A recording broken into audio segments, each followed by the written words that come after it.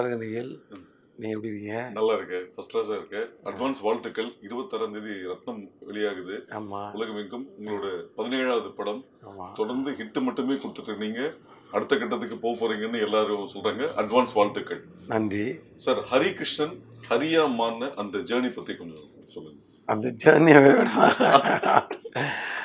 ஹரிகிருஷ்ணன்னே நான் வந்து நிறைய பிஸ்னஸ் பண்ணியிருக்கேன். ரியல் எஸ்டேட், மளிகை கடை, ஹார்ட்வேர்ஸ் பிஸ்னஸ் தெரியும், நிறைய விஷயங்கள். அது இல்லாமல் சின்ன சின்ன வேலைகள் நிறையா செஞ்சுருக்கேன். ஸோ அங்கேருந்து சினிமாவுக்கு வரணும்னு டிசைட் பண்ணும்போது நம்ம சினிமாவுக்குன்னு ஒரு பேர், சில பேர் வந்து வேறு ஒன்று மாற்றக்கூட செய்வாங்க. எனக்கு மாற்றுறதுல விருப்பம் இல்லை பெருசாக. அதனால் ஃப்ரண்ட்டில் உள்ள அந்த 2 அரியை மட்டும் எடுத்துக்கிட்டேன் நான். ஏன்னா டக்குன்னு சொல்கிறதுக்கு ஈஸியாக இருக்கும் அப்படின்னு. ஸோ அசிஸ்டன்ட் டேரக்டராக இருக்கும்போதே வந்து சரண் சார்கிட்ட ஒர்க் பண்ணும்போதெல்லாம் ஹரின்னு பேர் போட்டிருக்கேன், சரண் ஷார்ட்டாக இருக்கட்டும் அப்படின்னு சொல்லி அப்படி போட ஆரம்பித்தேன். அப்புறம் அப்படியே கண்டினியூ ஆகிடுச்சு, அவ்வளோதான். ஸோ எனி டைம் ஹரியாவே இருக்கிறதுக்காக ஹரின்னு பேர் வச்சாங்கன்னு நினைக்கிறேன். அதனால அப்படியே ஓடிட்டே இருக்கிறோம். சார், ஒரு இயக்குனருக்கும் நடிகருக்கும் கேபி சார்ன்றது ஒரு கனவு. ஸோ உங்களோட முதல் படம் கல்கி, கேபி சார் கூட ஒர்க் பண்ணீங்க. அந்த கல்கியோட ஃபாண்ட்டே என்னன்னா, அந்த லோகோவே அந்த பெண் தன்னைத்தானே செதுக்கிக் கொள்கிறாள்ன்றது அதோட கான்செப்ட். ஸோ நீங்கள் கேபி சார்கிட்ட உங்களை நீங்கள் என்னவாக செதுக்கிக் கொண்டீர்கள்? கேபி சாரிடம் நீங்கள் கற்றதும் பெற்றதும் என்ன? ஆக்சுவலாக சின்ன திருத்தம் தான். நான் அதுக்கு முன்னாடியே வந்து செந்தில்நாதன் சார்கிட்ட 10 படம் ஒர்க் பண்ணியிருக்கேன். அதுக்கு முன்னாடி ஏகப்பட்ட ஜேர்னி நிறையா. அப்புறம் தான் நான் வந்து கேபி சார்கிட்ட ஒர்க் பண்ண வரேன் நான். ஸோ கேபி சார்கிட்ட ஒர்க் பண்ண வர்றதுக்கே நான் செதுக்கிக்கிட்டு தான் வந்தேன். அதாவது அது விளையாட்டான விஷயம் கிடையாது. அவரை வந்து அவர் பக்கத்தில் போய் நிற்கிறதே ஒரு மிகப்பெரிய விஷயம் அது. அதுக்கப்புறம் அவர்கிட்ட ஒர்க் பண்ணன்றது அது வந்து கனவுலேயே நிறைய. ஸோ அதுக்கு வர்றதுக்காகவே நான் வந்து நிறைய செதுக்கினேன். ஏன்னா அதுக்கு முன்னாடி மின்பிம்பங்கள் அவங்களுடைய இன்னொரு கன்சர்னில் டிவி சீரியல்லாம் ஒர்க் பண்ணி, ஆமாம், இன்னோஸ்குள்ளே ஒர்க் பண்ணி, அமீர் ஜான் சார்கிட்ட ஒர்க் பண்ணி, அங்கே வந்து நம்மளை கூப்பிடணும் யாராவது கேபி சார்கிட்ட வாங்கி, அந்தளவுக்கு நம்ம எதாவது பண்ணணும்னு சொல்லி ஒரு பரபரப்பாகவே அங்கேயும் நிறைய ஆக்ஷன் பிளாக்லாம் பண்ணி, ஷூட்டிங்காக தான் எல்லாம். ஷூட்டிங்னாலே ஒரு பயங்கரமான ஆக்ஷன் பிளாக் ஒன்று நடக்கும்ல. அதாவது அசம்பிளிங்கில் ஒரு அசோசியேட் டைரக்டர் இருக்கும்போது எல்லாத்தையும் கோஆர்டினேட் பண்ண வேண்டியிருக்கும். கோஆர்டினேட் எல்லா இடத்துலையும் சொல்கிறேன். இப்போ என்னோடய கோ டைரக்டர் ஜான் கூட ஆக்ஷன் பிளாக் இருக்கும். எப்படி இருக்குன்னா, யாரோ ஒரு ஆர்டிஸ்ட் டெக்னீஷியனை வந்து இந்த டைம் வரணும்னு சொல்லுவாங்க. அவங்களுக்கு வேறு ஒரு இது இருக்கும், ஏற்கனவே சொல்லியிருப்பாங்க டேட்டு, வரமாட்டேன்பாங்க. அப்புறம் அடித்து பிடிச்சி ஓடி போய் அங்கே போய் அவங்களுக்கு கண்டிப்பாக வந்தே ஆகணுன்ற ஒரு ப்ரெஷர் போட்டு, அங்கே வந்து வாய் வார்த்தை தகராறு எல்லாம் ஆகி, அப்புறம் வந்தே ஆகணும்னு சொல்லி ஒரு வழியாகி, ஒரு தொல்லை தாங்க முடியாமல் வந்து இப்படிலாம் வந்து, ஏன்னா அந்த வேலை நடக்கணுன்றக்க ஒரு ஆக்ஷன் பிளாக் இருக்கும். இந்த மாதிரி விஷயங்களெல்லாம் நானும் அந்த சீசனில் நிறையா பண்ணி, எனக்கு வந்து அவங்க அங்கே உள்ள மேல் மட்டத்தில் உள்ளவங்க நம்மளை வந்து கவனிக்க வச்சு, சரண் சாரோட ஹெல்ப்பு, அவர் தான் நான் ஸ்டாண்டர்ட் அங்கே சேர்றதுக்கு பெரிய ஹெல்ப்பு. ஸோ அந்த நேரத்தில் என்னை கூப்பிட்டு, அப்புறம் ரொம்ப பயந்துட்டு தான் போனேன் அவர்கிட்ட. அவர் எப்படி போய் பேசுகிறது அவர்கிட்ட அப்படின்ற அளவுக்கு. ஏன்னா உள்ளே போனோன்னே அவர் ஒரு வார்ம் வெல்கம் கொடுத்து உடம்புல உள்ள எல்லா அச்சத்தையும் சரி பண்ணி விட்டார் டக்குன்னு. ஹலோ மிஸ்டர் ஹரி, எப்படி இருக்கீங்க, வாங்க அப்படின்னு. ஏய், இவ்வளோ பெரிய டேரக்டர் ஒரு அசிஸ்டன்ட் சார் வந்த பையன்கிட்ட வந்து இப்படி பேசுகிறாரு, இதான் அவர் அந்த இடத்துல இருக்கார். எல்லாம் வந்து அவர்கிட்ட வந்து ஏபிசிலேருந்து கற்றுக்கிட்டா அப்படின்னு எல்லாம் சொல்லுவாங்க. அப்போ நம்ம சேனல் இன்டர்வியூ தானே. அப்போ ஒரு ஆர்டிஸ்ட் ஒரு அவங்ககிட்ட வந்து இந்த மாதிரி கேபி சார் அவர் எனக்கு ஏபிசிலேருந்து, நாங்கள் வந்து அப்போ வந்து கிரிக்கெட்லாம் விளையாடுவோம். ஏபிசிலேருந்து கற்றுக்கிறதுனா என்ன கற்றுப்பாங்க, என்ன சொல்லி கொடுப்பாங்க, ஒரு எல்லோரும் அதே மாதிரி பேசுகிறாங்களே, வேணும்னு இப்படி பேசுகிறாங்களோ, இப்படிலாம் நாங்கள் கூட நாங்கள் பேசிடுவோம் பிஃபோர் சினிமா நான் சொல்லுவேன். அதுக்கப்புறம் அங்கே உள்ளே போன பிரச்சனை தெரியுது, ஏபிசிடிக்கு முன்னாடி ஏதாவது -A -Bலேருந்தே கற்றுக்கிற மாதிரி தான். அதாவது அப்படி ஒரு தெளிவு கொடுத்துருவாருங்க, தெளிந்த ஒரு டெக்னீஷியன் அவர் மாதிரி. உங்களுக்கு அடுத்தவங்களுக்கு புரியும் ஏன்னா வேலை செய்கிறோன்றது, நம்ம கூட இருக்க நமக்கு புரிகிற மாதிரி அந்த வேலை இருக்கும். அங்கே போனோன்னே உங்களுக்கு ஒரு நம்பிக்கை வந்துடும். அதுக்கப்புறம் அந்த வண்டியை வந்து கரெக்டாக ஓட்டுறதா இல்லை ரேஷாக ஓட்டுறான்னு நீங்கள் தான் டிசைட். வண்டி உங்களுக்கு ஸ்டேரிங் வந்து கரெக்டாக பிடிக்கவே சொல்லி கொடுத்துருவார் அவர். அது வந்து அவரே சொல்லித்தரல மாட்டார், நமக்கு போனோன்னு புரிஞ்சிடும். ஏன்னா ஷார்ட் டிவிஷன் பண்ணி சொல்லும்போதே உங்களுக்கு அங்கேயே செதுக்கிக்கலாம் தான். நீங்கள் சொல்லிக்கலாம், இந்த கல்கி மாதிரி நம்ம அங்கே செதுக்கிக்கிட்டே இருப்போம். டெய்லி நம்ம மேலே இருந்து தேவையில்லாத பொருள் போயிட்டே இருக்கும். நம்ம வந்து ஒரு ஷேப்புக்கு வந்துட்டு இருப்போம். அங்கே ஒரு அப்படி தான் வந்து அவர்கிட்ட இருந்து வந்த பெரிய பெரிய டேரக்டர்ஸ், வசந்த் சார்லேருந்து, சுரேஷ் கிருஷ்ணாலேருந்து, நம்ம சரண் சார்லேருந்து, சமுத்திரகனி சார்லேருந்து எவ்வளோ பேர் இருக்காங்க. யார் பேரையா விட்டா மன்னிச்சுக்கோங்க. ஸோ அது மாதிரி எல்லாருமே வந்து அங்கேருந்து வந்தவங்க தான். நானும் அங்கேருந்து தான் வந்திருக்கேன். ஸோ அப்படிக்கு தெளிவு கற்றுக் கொடுத்தாரு. ஒரு நாள் வந்து ஒரு ஒரு கேட்டு வந்து ஏதோ ஒரு தூரத்தில் கார் வர்ற ஷாட்டு, அந்த கேட்டு வந்து ஏதோ திறந்து வச்சு ஏதோ சம்திங் அவர் வந்து ஏய் மூடுப்பா அப்படின்னாரு. அப்போ சேர்ந்த ஒரு வாரத்துக்குள்ள இருக்கும்னு நினைக்கிறேன். மூடு மூடு மூடு அப்படின்னாரு. மூடி சரின்னு ஒன்று டேரக்டர் சொன்னால் சரின்னு மூடிட்டேன்.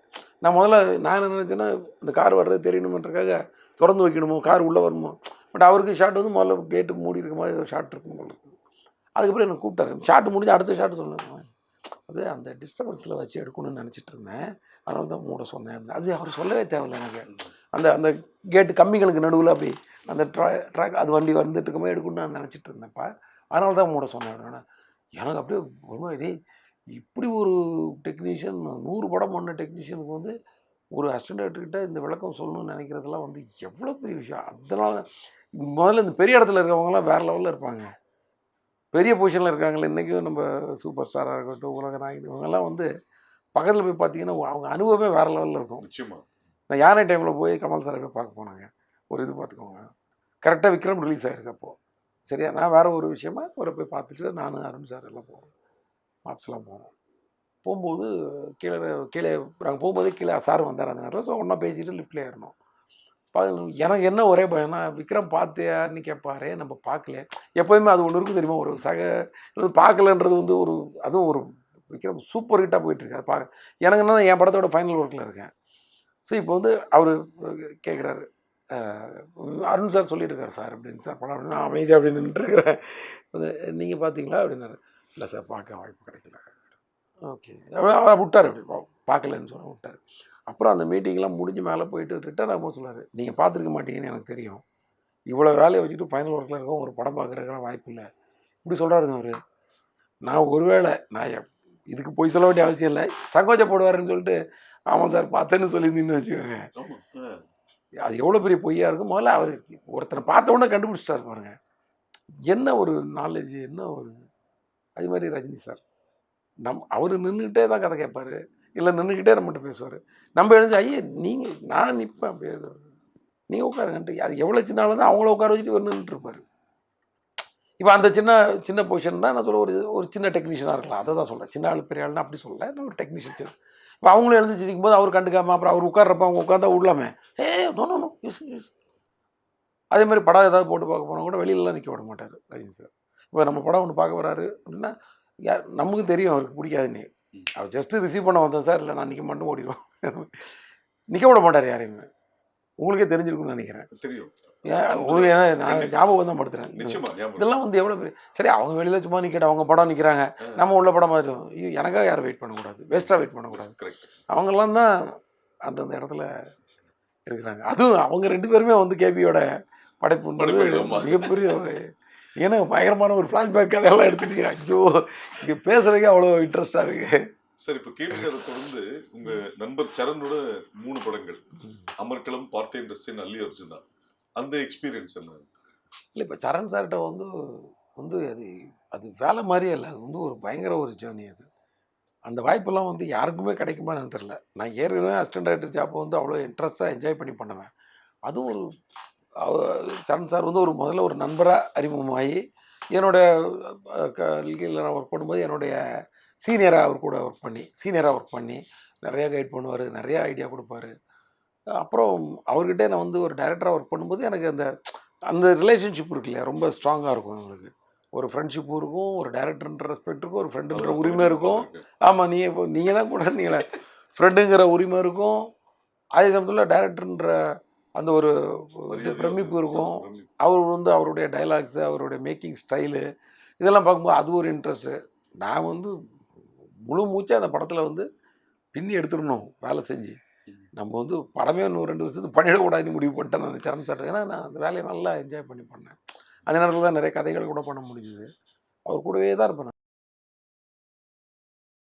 இப்போ எங்களோட ஜேர்னியை டிஸ்கஷன் டைமில் பீச்சில் போய் வாக் பண்ணுவோம். வாக் பண்ணிக்கிட்டே தான் கதை பேசுவோம். அப்புறம் சரவணபவனில் வந்து ஒரு காஃபி சாப்பிடுவோம். போகும்போது பால் குடிச்சிட்டு போவோம்னு நினைக்கிறேன். அப்புறம் காஃபி சாப்பிடுவோம். வாக்கிங் முடிச்சுட்டு வந்து அங்கேயும் கதை பேசுவோம். அவங்க அப்படியே கொஞ்சம் ரிலாக்ஸாக 10 நிமிஷம் உட்காரும்போது நான் வீட்டுக்கு போய் மீன் வாங்கிட்டு வருவேன் பக்கத்தில் அங்கே. ஏன்னா அது ஒரு மாதிரி காலம். ஸோ அப்புறம் வந்துட்டு திருப்பி 8 மணிக்கு ஆஃபீஸ் கிளம்பி 8:30 மணிக்கெல்லாம் ஆஃபீஸ் போயிடுவோம். உட்காந்தோன்னா நைட்டு எப்போ முடியுன்னே தெரியாது டிஸ்கஷன் அப்படி போயிட்டுருக்கோம். நல்ல ஆரோக்கியமான சண்டைகள் நடக்கும் டிஸ்கஷன் டைமில். நான் கொஞ்சம் நிறையா அவர்கிட்ட சண்டை போட வேண்டிய அவசியம் இருக்காது. ஏன்னா என் கருத்து ஒரு கருத்து நிறையா செட் ஆகும். நான் வந்து கொஞ்சம் எங்களுக்கு நல்ல ஒரு இது இருக்கும், ஒரு பேரலாக ஒரு ஐடியா கரெக்டாக ஒர்க் அவுட் ஆகும். அதனால் ஆர்கியூமெண்ட் தான் இருக்குமே தவிர சண்டை மாதிரி வராது. கேமராமேன் வெங்கடேஷ் வந்து நல்லா சண்டை போடுவார். ஆமாம், அது மாதிரி ஆர்கியூமெண்ட்டு பயங்கரமாக வேணும்னே ஸ்பின் பண்ணி விடுவார் பாலை. அது ஒரு நேற்று வரைக்கும் வேறு மாதிரி பேசுனீங்க, இன்னைக்கு போய் அவருக்கு கோவம் வரும். அவருக்கு சரண் சாருக்கு கோவம் வந்தால் கூட ரொம்ப டீசெண்டாக இருக்கும். அவருடைய அப்ரோச்சே எல்லாமே வந்து ரொம்ப ஒரு தன்மையான ஒரு ஆள் இல்லை. ஸோ அவர்கிட்ட ஒர்க் பண்ணும்போது இன்னும் வந்து நம்ம, ஏன்னா அவர் என்கிட்ட வந்து நான் 2வது படம் ஒர்க் பண்ணும்போது நினைக்கிறேன், 10 தேசத்துக்கு அப்புறம் 3வது படம் ஒர்க் பண்ணும்போது நீங்கள் இந்த படத்தில் வேலை செய்யலை, உங்கள் படத்துக்கு நீங்கள் வாய்ப்பு தேடுறது தான் இந்த படத்துக்கு ஒர்க் பண்ணிக்கிட்டே அந்த வேலை செய்கிறீங்க. ஸோ அதர் தென் ஒர்க் டைம் நீங்கள் வந்து அந்த வேலையை என் கூட சுற்றிட்டு இருக்காதீங்கன்னு சொன்னவர். புரியுதா உங்களுக்கு? அது எவ்வளோ பெரிய விஷயம். அதெல்லாம் வந்து யாரும் அவ்வளோ சீக்கிரம் சொல்ல மாட்டாங்க. ஸோ அந்த மாதிரி ஒரு அது சார். நான் உங்களோட ஆரம்பத்துலேருந்து நான் உங்க கூட ட்ராவல் பண்ணி பார்த்துருக்கேன். அந்த அல்லி ஒரிஜினல்லேருந்து ஒரு சம்பவம் நடந்தது. என்னென்னா, ராதாகிருஷ்ணன் ரோடில் ஒரு சந்துவில் ஒரு வீட்டில் ஷூட்டிங் இருக்கும். 6 மணிக்கு பேக்கப் ஆனோடனே சரண் சார் வந்து நாளைக்கு எடுக்க போகிற சீன் உங்ககிட்ட பேசிட்டு அவர் கிளம்பிடுவார். நீங்கள் வந்து ப்ரொடக்ஷன் மேனேஜர்கிட்ட நாளைக்கு ஆர்டிஸ்ட், டெக்னீஷியன் எல்லா லிஸ்ட்டு கொடுத்துட்டு எக்ஸ்பிளைன் பண்ணிட்டு இருக்கும்போது கரெக்டாக 5:30 மணிக்கு 2 பைக்கில் 3 பேர் வருவாங்க. வந்தோடனே முடிச்சதுக்கப்புறம் அந்த 3 பேர் கம்பெனிலேருந்து காஃபி டீ கூட குடிக்க மாட்டாங்க. ஸோ நீங்கள் முடிச்சதுக்கப்புறம் ப்ரொடக்ஷன் மேனேஜர் நீங்கள் அந்த பைக்கில் ஏறிட்டு உங்களோட படம் டிஸ்கஷனுக்கு போயிடுவீங்க. ஸோ அந்த உழைப்பு தான் இன்னைக்கு இந்த அளவுக்கு கொண்டு வந்திருக்குன்றது வந்து நான் கண் கூட பார்த்துருக்கேன். ஸோ சரண் சார் சொன்ன மாதிரி அப்பயே நம்ம வந்து எப்படி டைரக்ட் பண்ண போகிறோம், நம்ம வந்து கதை பண்ணி வச்சிருவோன்ற அந்த ஃபயர் உங்ககிட்ட இருந்ததை நான் பார்த்தேன். அதுக்கு என்ன இன்ஸ்பிரேஷன் உங்களுக்கு? இன்ஸ்பிரேஷன் தான், நமக்கு எப்படியும் வந்து தனியாக ஒரு டைம் கிடச்சி உட்காந்து கதை பண்ணால் நம்மளே வந்து சும்மா உட்காந்தா தூசு ஓவராக அடைஞ்சு போயிடும்.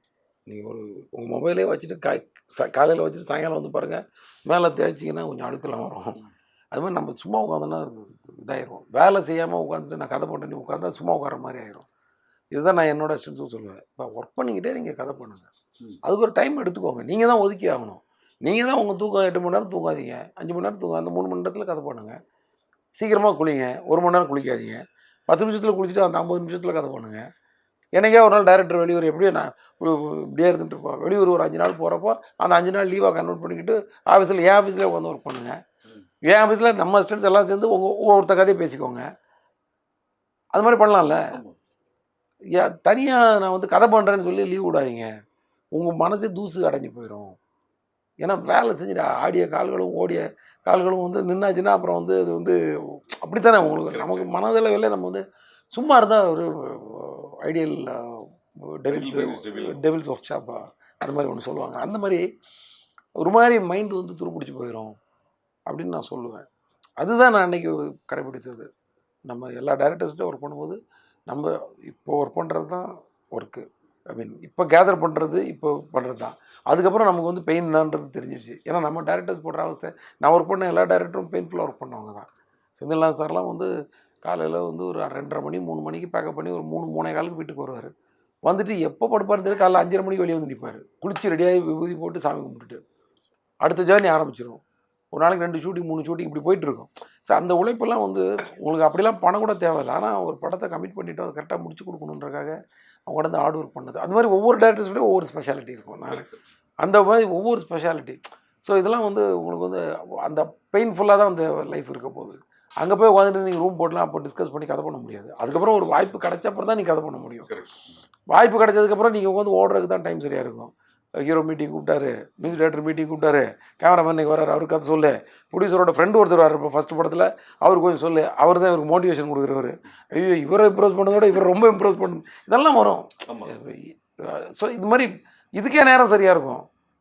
ஐயோ இந்த ஹீரோயின் கிடச்சா நல்லா இருக்குமே, ப்ரொடியூசருக்கு பட்ஜெட் இருக்குமா, ஐயோன்னு அந்த ஃபஸ்ட்டு படத்தில் கடந்து பரிதவிப்போம்ல, அது எப்போவுமே நமக்கெல்லாம் இருக்கும். இந்த படத்துக்கு யார் வர போகிறா, ஐயோ கரெக்டாக இருக்கணுமே, நடிக்க தெரியணுமே, டைலாக் பேச தெரியணுமே, நிறைய டைலாக் எழுதி வச்சுருக்கோம். ஒருவேளை லாங்குவேஜ் தெரியாத பொண்ணை போட்டால் டைலாக் கற்றுக் கொடுக்குறதுலே நம்ம டைம் போயிடும். அப்புறம் பர்ஃபார்மன்ஸுக்கு டைலாக் கற்றுக் கொடுத்து வர்றதுக்குள்ளே சீன் முடிஞ்சு போயிடும். அப்போ நம்ம காம்ப்ரமைஸ் பண்ணி ஷார்ட் எடுக்கணும்.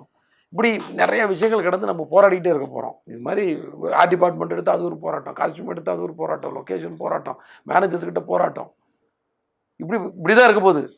ஆனால் இதுக்கு முன்னாடி நீங்கள் ஷோல்டரில் சுமக்கிறப்போ, தலையில் சுமக்கிறதுக்கு ஒரு டைரக்டர் இருக்காரு, தோளில் சுமந்துட்டு இருப்பீங்க உங்கள் வேலையை. அது வந்து கொஞ்சம் கம்மி, மண்டையில் சுமக்கிறத விட. அந்த நேரத்தில் தான் நீங்கள் கதை பண்ண முடியும். அந்த நேரத்தில் நீங்கள் உங்களோட படையை வந்து நல்ல சேனையை வந்து திரட்டி வச்சுக்க முடியும். அந்த டைம் தான். அதனால தான் நான் வந்து கேபி சார்ட்ட ஒர்க் பண்ணோன்னே, நான் ஆக்சுவலாக வந்து ரொம்ப முன்னாடியே படம் பண்ணுறதால எனக்குலாம் வாய்ப்பு கூட கிடச்சிது, கதை சொல்கிறதுக்கெலாம் வாய்ப்பு கிடச்சிது. நான் அவாய்ட் பண்ணிட்டேன் அந்த டைமில். நான் வந்து ஒரு 93 வள்ளிலாம் ஒர்க் பண்ண டைம்லலாம் கூட எனக்கு வந்து நிறைய என்னோடய ஃப்ரெண்ட்ஸ் நிறைய பேர் கதை சொல்ல போவாங்க. இப்போ நிறையா கம்பெனியில் கதை கேட்பாங்க தெரியுமா, க்யூவில் உட்காந்து கதை சொல்லலாம். எல்லாம் அப்படி இருந்துச்சு நிறையா. அதுவும் சூப்பர் குட்லலாம் க்யூவில் இருந்து கதை சொல்லுவாங்க. அதே மாதிரி வாய்ப்பு கொடுத்துட்ருப்பாங்க. அவங்கெல்லாம் வந்து சூப்பர் குட் சௌத்ரி சார்லாம் one of the best producer, one of the producer. அத்தனை பேருக்கு வாய்ப்பு, என்ன தைரியம் பாருங்கள், டிசைடிங் கெப்பாசிட்டி. இந்த படம் நம்ம எடுக்கலான்ற ஒரு புது டேரக்டர் நம்பி எடுக்கிறது, இந்த மாதிரி விஷயங்கள். அந்த டைமில் நான் வந்து என்ன பண்ணேன், அவாய்ட் பண்ணிக்கிட்டேன். வேண்டாம், கொஞ்ச நாள் நல்லா கற்றுப்போம், நமக்கு அவசரம் இல்லை. ஏன்னா இது வந்து அதுக்கப்புறம் நம்ம கற்றுக்க முடியாதுன்னு நினைக்கிறேன். வாத்தியார வேஷம் போட்ட பிறகு நம்ம கற்றுக் கொடுக்க வேண்டிய கட்டாயத்தை வந்துடுவோம். அதுக்கப்புறம் நம்ம கற்றுக்கிறதுக்கு ரொம்ப கஷ்டமாயிடும், டைம் இருக்காது அப்படின்ட்டு தான் நான் உட்காந்துட்டு இருந்தேன். அதில் தான் எனக்கு கேபி சார்ட்ட வாய்ப்பு கிடச்சிது. ஸோ கேபி சார்ட்ட இருந்து சரண் சார்கிட்ட வரும்போது வந்துன்னா, கேபி சார்கிட்ட இருந்து கற்றுக்கிட்ட உடனே ஐயோ இப்போ வந்து நம்ம கரெக்டாக போய் லேண்ட் ஆகணும் அப்படின்னு சொல்லி நான் டிசைட் பண்ணி சைலண்டாக இருந்துட்டேன். வாய்ப்பே தேடி ஆக்சுவலாக ரொம்ப அலையலை. நான் அசிஸ்டன்ட் டேரக்டராக ஒர்க் பண்ணுறது தான் நிறைய வாய்ப்பு தேடி அலைஞ்சேன். டைரக்டர் வாய்ப்புன்றது எனக்கு ரொம்ப கொஞ்சம் சுலபமாக கிடச்சின்னு கூட சொல்லலாம். ஏன்னா நான் பெரிய டேரக்டர்ஸ் கூட, பெரிய ஹீரோஸ் கூட, பிரசாந்த், சிம்ரன், இந்த காம்போவில் நான் ஒர்க் பண்ணிகிட்டு இருந்தேன், பார்த்தேன் ரைசன். ஸோ அவங்களாம் பேசும்போது வாட் நெக்ஸ்ட் சார் அப்படிலாம் ஒரு ஃப்ரெண்ட்லியாக பேசும்போது, உங்களுக்கு இப்படி ஒரு சீனு எப்படி இருக்குது சிம்ரன், இந்த மாதிரி ஒரு சீன் எப்படி இருக்குது, ஓ எஸ் வெரி நைஸ், நைஸ்யா பிரசாந்த், இப்படிலாம் அவங்களுக்குள்ள பேசிட்டு இப்படி வந்து எனக்கு இதுக்கெல்லாம் வந்து இதெல்லாம் எப்படி நடந்துச்சுன்னா, சரண் சார்ன்ற ஒரு மனிதர் அவர் நண்பனாக இருந்ததுனால தான். இல்லை இன்னொருத்தராக இருந்தால் இவ்வளோ ஈஸியாக நம்ம எல்லார்கிட்டையும் பழக முடியாது.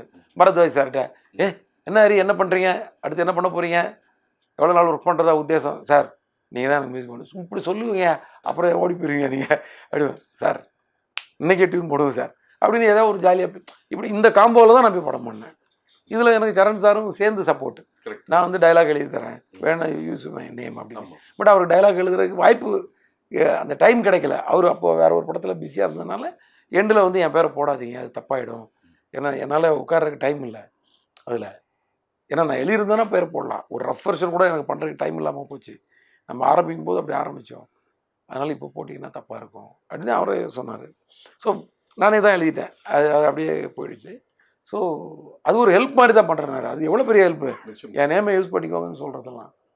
ஸோ அந்த மாதிரி தான் என்னோடய ஃபஸ்ட்டு படம். அதில் தேவான மூவிஸு, துரை சார் வந்து நமக்கு வந்து ஒரு காட்ஃபாதர் மாதிரி தான் அவர். இது கொஞ்சம் விளக்கமாக ஏன் நான் சொல்கிறேன்னா, நிறைய பேருக்கு யூஸ் ஆகலாம். ஏன்னா நான் மை இண்டியான்ற ஒரு படத்தில் ப்ரொடியூசர்கிட்ட சண்டை போட்டு ஓடினவன் நான் படத்தில் இருந்து, பாதி படத்தில் இருந்து. அதுக்கு காரணம் என்ன வேணாலும் இருக்கலாம், எனக்கு தான் பயங்கரமாக ட்ருன்னு இருப்பேன்ல நான் வேலையில். ஸோ ஏதோ ஒரு இஷ்யூ சண்டை போட்டு ஓடி போட்டேன். ஒரு வாரம் கழிச்சு என்ன குமார் சார் ஆஃபீஸில் பார்க்குறாரு. அவர் என்ன பிரதர் ஏதாவது ஒரு விஷயம் சொல்லிங்கன்னா உடனே ஓடிடுவீங்களா, வந்து வேலை செய்யுங்க பிரதர் அப்படின்னு அவர் உரிமையோட சொல்கிறாங்க. ஒரு ப்ரொடியூசரு, அவர் எவ்வளோ கிரேட் பாருங்கள் அவர். ஸோ அதுக்கப்புறம் போய் ஒரு கொஞ்ச நாள் ஒர்க் பண்ணேன். அதுக்குள்ளே எனக்கு வேறு ஒரு ஒர்க் கிடச்சி போய்ட்டு அதுக்குள்ளே படமும் முடிஞ்சிருச்சு அந்த படம். ஆனால் அந்த படம் போய் ஒர்க் பண்ண ஆரம்பித்ததே ஒரு பாதியிலேருந்து தான் நினைக்கிறேன். Alex Pandian sir director. So அப்படி ஒரு எக்ஸ்பீரியன்ஸு. அவர் என்னன்னா அவர் கணிக்கிறார் பாருங்க, அடுத்து எனக்கு அவர் வாய்ப்பு கொடுக்குறாரு. பாதியில் ஓடி போனவன் நான். ஏன் ஓடி போனேன், அதான் அவரோட ஏன் ஓடி போனான்னு எனக்கு தெரியும். என்ன காரணத்துக்காக அவனுக்கு அந்த கோவம் வந்துச்சுன்னு எனக்கு தெரியும். அவர் தான் சொன்னார், கோவம் இருக்கிறவனுக்கு தான் சொரணம் இருக்கும், சொரணம் இருக்கவன் தான் வேலை செய்வான். அதை தான் நான் பிடிச்சிக்கிட்டேன். எல்லார்ட்டையும் நான் அதை சொல்லுவேன், நான் ஸ்ப்ரெட் பண்ணுவேன் நல்ல விஷயங்களை. உங்கள் கோவத்தை வந்து வேலைக்காக வெயிட்டிங்கில் வைங்க, உங்கள் கோவத்தை வேஸ்ட் பண்ணிடாதீங்க, தேக்கி வைங்க. உங்கள் வேலை வரலாம் அதில் காட்டுங்க. உங்கள் வேலையில் நீங்கள் கோவத்தை காட்டினா வேறு யாருக்குமே கோவம் வராது, வேலைக்காக தான் கோவப்படுறான்ட்டு. கரெக்டாக? இதே நீங்கள் உங்கள் கேரக்டரை நான் கோவப்படுற கேரக்டர் காட்டிங்கன்னா உங்களை பார்த்தா எவனும் மதிக்கவே மாட்டான். பட் உங்கள் வேலைக்காக வந்து சீக்கிரம் நடக்கணுன்றக்காக, அந்த வேலையை நல்லா செய்யணுன்றக்காக நீங்கள் ஒரு கோவப்பட்டீங்கன்னா அவங்க வந்து வேலை அது வந்து இதை வச்சுக்கோங்கன்னு நான் நிறைய பேருக்கு என்னால் முடிஞ்ச இதை சொல்லுவேன் கருத்து. ஏன்னா எங்கள் தேவான மூவிஸ் ப்ரொடியூசர் சார் சொன்னாங்க, நல்ல விஷயங்கள் எங்கேருந்து வேணாலும் வருங்க, ஒவ்வொருத்தர்கிட்ட ஒன்று வரும். எனக்கு அவர் தான் வாய்ப்பு கொடுத்தாரு, வாய்ப்பு மட்டும் கொடுக்கல, அந்த படம் அவரே ஒரு க்ரியேட்டிவ் ப்ரொடியூசர் தான், ரொம்ப வந்து இன்வால்வ் ஆகி பண்ணுவார் எல்லா படத்துலையும். என்கிட்ட ஃபஸ்ட்டு டே ஷூட்டிங் தூரத்தில் வந்து பார்த்தாரு.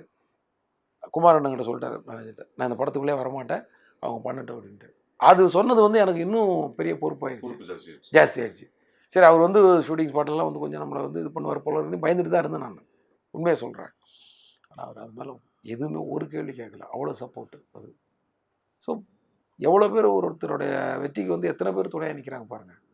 இந்த மாதிரி தான் ஒவ்வொருத்தர் ஒவ்வொன்றும் கற்றுக்கிட்டு ஒன்று இது மாதிரி நான், அதாவது அந்த அசிஸ்டன்ட் டைரக்டர் ஜாப்பை வந்து ஒரு என்ஜாய் பண்ணி அங்கேருந்தே ஒரு ப்ரொடியூசர் எனக்காக தயாராகி, நான் அந்த ப்ரொடியூசருக்காக தயாராகி என்னை வந்து ஒரு 2 ஹவர்ஸில் ஒரு கதையை கேட்டு கன்ஃபார்ம்னு சொல்லி உடனே போய் ஒரு எல்லா ஆர்டிஸ்டையும் பார்த்து கன்ஃபார்ம் பண்ணி, பரத்வாஜ் சார், அது எல்லா டெக்னீஷியன், பிரியன் சார் ஏற்கனவே அசிஸ்டன்ட் டைரக்டராக இருக்கும்போதே அவரை நான் வந்து ஃபாலோ பண்ணிகிட்டு இருந்தேன்.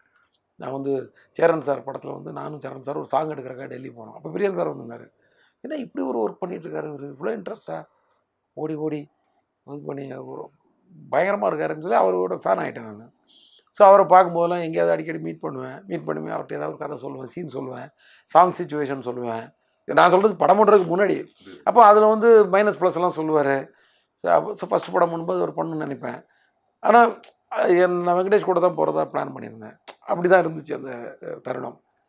ஆனால் அவர்கிட்டே ஒர்க் பண்ணணும்னு ஆசைப்படுவேன், இப்படி இருந்துச்சு. அதுக்கப்புறம் அவர் ஃபஸ்ட் படத்துக்கு அவரே வந்தார். ஏன்னா வெங்கடேஷ் வந்து சரண் சார் படத்தில் பிஸி ஆகிட்டார் அந்த ஜெமினியில். ஸோ நான் வந்து பிரியன் சார், அப்போ அடுத்த சாய்ஸ் எனக்கு பிரியன் சார் தானே ஒர்க் பண்ணேன். அவர் பிரியன் சார் வந்து வேலையில் வந்து ரொம்ப டார்ச்சர் பண்ணுவார். அதாவது நாங்கள் வந்து எல்லோரும் நினைப்பாங்க 15 படம் ஒன்றா ஒர்க் பண்ணியிருக்காங்க, ரொம்ப ஒற்றுமையாக இருந்துப்பாங்க போல இருக்கு ஸ்பாட்லன்னு. நிறையா சண்டை தான் போடுவோம் நாங்கள். அதுதான் எனக்கு ரொம்ப பிடிக்கும். அதுதான் சொல்லுவேன், கதிர் ஆர்டிஸ்ட் நம்ம வந்து வேலைக்காக சண்டை போடுற வரைக்கும் அது வந்து 6 மணிக்கு மேலே கிடையாது. 6 மணிக்கு மேலே நீங்கள் சண்டை போட்டால் தான் அது ரிஃப்ளெக்ட் ஆகும். வேலையில் சண்டை போடுறது அது இந்த சண்டைன்றது வந்து ஒரு ஆர்கியூமெண்ட், ஹார்ஷ் ஆர்கியூமெண்ட்ஸ், அவ்வளோதான். சண்டைன்றது கத்தி எடுத்துகிட்டு அந்த சண்டை ஹார்ஷ் ஆர்கியூமெண்ட்ஸ். நான் டைரக்டர், நான் சொன்னது தான் எல்லாம் செஞ்சாகணுன்றதெல்லாம் வந்து அப்படி கிடையாது. அது வந்து கன்சிடர் பண்ணணும், இது பண்ணணும். அவங்களுக்குன்னு ஒரு உரிமை இருக்குது, அவங்களுக்குன்னு எல்லா டெக்னீஷியனுக்கும் ஒரு தாட்ஸ் இருக்குல்ல, எல்லாத்தையும் நம்ம இம்ப்ளிமெண்ட் பண்ணணும். அப்படி தான் நாங்கள் ஒர்க் பண்ணோம். பட் இன்றைக்கி அவரை மிஸ் பண்ணுறோம். எவ்வளோ பெரிய கிரேட் ஒரு. இப்போது உங்ககிட்ட நிறைய அசிஸ்டன்ட்ஸ் அசோசியேட்ஸ் வந்து சீன் சொல்கிறதுக்கோ டிஸ்கஷன்ஸ்க்கோ இன்னும் தொடர்ந்து அவங்களுக்கு சப்போர்ட் பண்ணிட்டு இருக்கீங்க. ஸோ நீங்கள் ஒரு அசிஸ்டன்ட் டைரக்டர் வந்து கஷ்டப்பட்டதுனால கஷ்டப்படுறவங்க திறமையானவங்களை கூட வச்சுட்டு பிளான் பண்ணுன்றது கான்செப்டா இல்லை? எனக்கே வந்து தன்னை கொண்டே ஒரு 12 பேர் வேணும் எனக்கு டெய்லி டிஸ்கஸ் பண்ணுறதுக்கு. இப்படி சுற்றி உட்காந்தா தான் எனக்கு வந்து இப்படி வந்து பேனிங்கில் வந்து கை தூக்குறதுக்கு வந்து இந்த பக்கம் ஒரு கருத்துக்கு வந்து 5 பேர் இந்த பக்கம், 7 பேர் அந்த பக்கம் கை தூக்கி சில விஷயங்கள் ரொம்ப காம்ப்ளிகேட் ஆகி போயிட்டே இருக்கும். ஈவினிங் வரைக்கும் முடியவே வராது. கடைசியில் எப்போ இதை முடிச்சுக்கலாமா அப்படின்னு கேட்பேன். முடிச்சுக்கலானே அவங்களாம் முடிய சொன்னால் தான் முடிப்பேன், இல்லை நான் முடிக்க மாட்டேன் அந்த ஒரு விஷயத்துக்கு. ஏன்னா எனக்குன்னு ஒரு கருத்து இருக்கும், ஒவ்வொருத்தருக்கும் ஒரு கருத்து இருக்கும். அப்போ கை தூக்கிடலாமா? ஸோ மேக்ஸிமத்துக்கு இப்போதைக்கு வந்து மேக்ஸிமம் மெஜாரிட்டிக்கு விட்ருவோம்.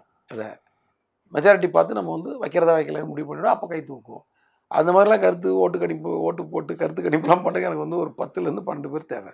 அது அப்படியே போயிட்டே இருக்கும். அதில் தான் வந்து எனக்கு ஒர்க் பண்ணுற ஒரு 6-7 பேர். இது இல்லாமல் வெளியில் நம்ம நண்பர்கள், நம்மகிட்ட ஏற்கனவே ஒர்க் பண்ணவங்க, நம்ம கூட சேர்ந்து முன்னாடி நம்ம ஒன்றா ஒர்க் பண்ணவங்க, டைரக்டராக இருந்து அவங்களும் வந்து ஃப்ரீ டைம் இருக்குன்னு வந்து ஒர்க் பண்ணுறவங்க, இந்த மாதிரி நிறைய பேரை கூட சேர்த்துப்பேன். ஏன்னா யார் மூலமாவது ஒரு நல்ல கருத்து வந்துடும், நல்ல விஷயம் வந்துடும், நல்ல அந்த ஸ்கிரிப்ட் எலிவேட் ஆகிருன்ற ஒரு நம்பிக்கை தான்.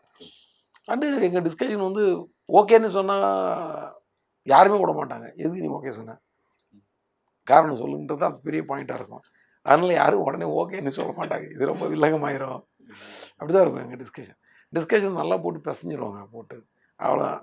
அதுக்கப்புறம் ஸ்பாட்டில் போய் ரொம்ப இது பண்ண வேண்டிய எல்லா கார்னரும் பேசி மைனஸ் ப்ளஸ் பேசியிருப்போம். ஸோ ஸ்பாட்டில் ஒரு சின்னதாக ஒரு டெவலப்மெண்ட், அந்த மேக்கிங்குரிய ஸ்ட்ரெயின் தான் அதிகமாக இருக்குமே தவிர அங்கே போய் திருப்பி ப்ரிப்பரேஷன் ஒன்று இருக்காது. ஆல்ரெடி ப்ரிப்பேர் ஆகி எல்லாமே ரெடியாக இருக்கும். ஜஸ்ட்டு தாளிசம் பண்ணி எடுக்கணும், ஜஸ்ட்டு ஃப்ரை பண்ணி எடுக்கணும், மற்ற எல்லாம் மசாலாலாம் போட்டு எல்லாம் ரெடியாக வச்சுருக்க மாதிரி தான் இருக்கும் மேக்ஸிமம். சார், ரத்னம் யார்? ஹரியோட இன்னொரு ரெப்ளிகாவா இல்லை சொசைட்டியில் ரத்னம் யார்? ரிப்ளிகாலாம் என்னோட ரிப்ளிகாலாம் அப்படி கிடையாது. நான் யோசிக்கிற கேரக்டர் தான். நமக்கு வந்து ஒரு திடீர்னு ரோட்டில் ஒரு விஷயம் போய் அடிக்கணும்னு தோணும் தெரியுமா, அதை நம்ம செய்ய முடியாது. யாருமே அதை செய்ய வேணாம். அதை வந்து ஒரு சினிமாவில் வந்து ஒரு ஹீரோவை வச்சு நம்ம செஞ்சு அது வந்து நம்ம சந்தோஷப்பட்டுக்கிறோம், அவ்வளோதான். ஒரு படம் எடுக்கிறோம், அந்த படத்துக்கு ஒரு வாய்ப்பு கிடைக்குது, அந்த வாய்ப்பில் வந்து அந்த ஹீரோக்கு ஒரு கேரக்டரைசேஷன், அது நம்ம கோவத்தை அந்த ஹீரோ மேலே ஏற்றி அவங்க மூலமாக நம்ம சாதிச்சுக்கிறோம், அவ்வளோதான்.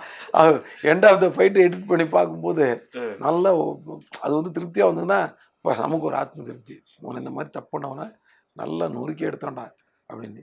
ஏன்னா இன்னைக்கு வித்தியாசமாக மக்கள் கெட்டு போய் கிடக்குறோம். எல்லாரும் சேர்த்து தான் சொல்லணும், என்னையும் சேர்த்து தான் சொல்லணும். நான் ஒரு இடத்துல பார்க் பண்ணால் அதான் கரெக்டான இடம்னு எனக்கு ஒரு இடம், நான் இன்னொருத்த பார்க் பண்ணால் அவன் தப்பாக பண்ணுறான்னு ஒரு ஜடம். இந்த மாதிரி இப்படி வந்து எல்லாரும் மனசும் வந்து ஒரு கசாமுசாய் தான். 60% எல்லாம் கெட்டு போயிட்டோம். ஒரு 40% மக்களால் தான் நாடு நல்லா போயிட்டுருக்குது. ஸோ இப்போ இந்த 60%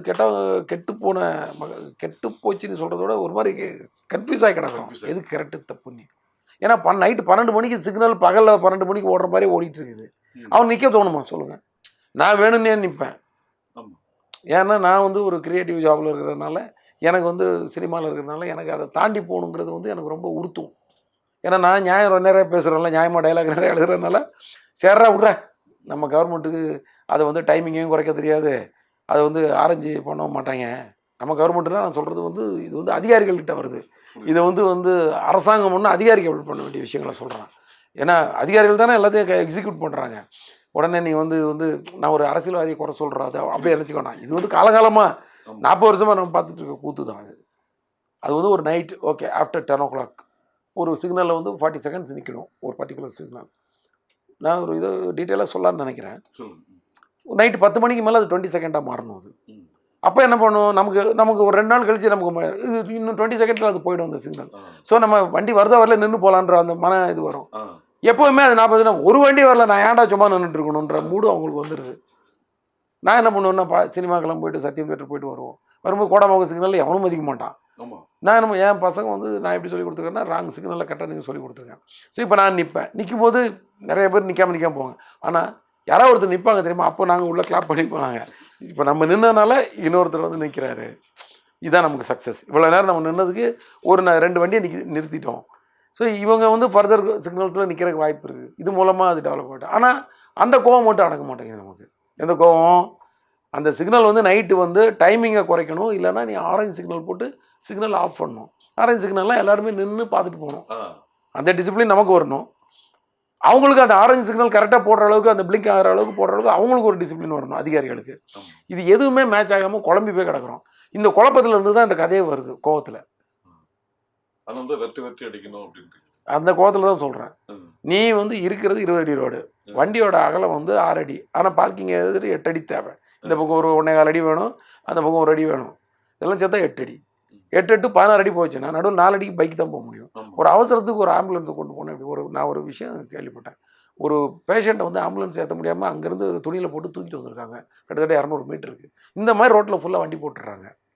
வண்டி ரோடு நம்ம போடுறதுக்கு தான் இருக்குது, அதுக்குள்ளே வந்து ஒரு எத்திக்ஸ் இருக்கணும்ல. இதெல்லாம் வந்து என்னென்னா அந்த திமிரு பிடிச்ச கூட்டம் தான் அதெல்லாம் பண்ணுது. இதில் வந்து கொஞ்சம் ஒரு ஏமாளியான இருக்க கூட இதை கேட்க முடியாமல் அப்படியே அட்ஜஸ்ட் பண்ணி அப்படி கடந்து போயிடுறாங்க. நம்ம ரத்னம் என்ன பண்ணுறான், கோவத்தில் சொல்லி பார்த்தான் கேட்கல, பேசி பார்த்தான் மதிக்கலை, நைட்டை மொத்த வண்டியை அடித்து உடச்சிட்டான். என்னை போலீஸ் அரெஸ்ட் பண்ணவள தானே 15 நாள் உள்ளே போகிறேன், அதுக்கப்புறம் நான் சொல்லிக்கிறேன் அப்படின்னு சொல்லி இது மாதிரி ஒரு டேரிங் ஒரு கேரக்டர். ஏன்னா இவனுங்களுக்கெல்லாம் வந்து சொன்னால் இவனுக்கு மண்டையில் ஏறாது, அடித்து உடச்சிட வேண்டியதான்.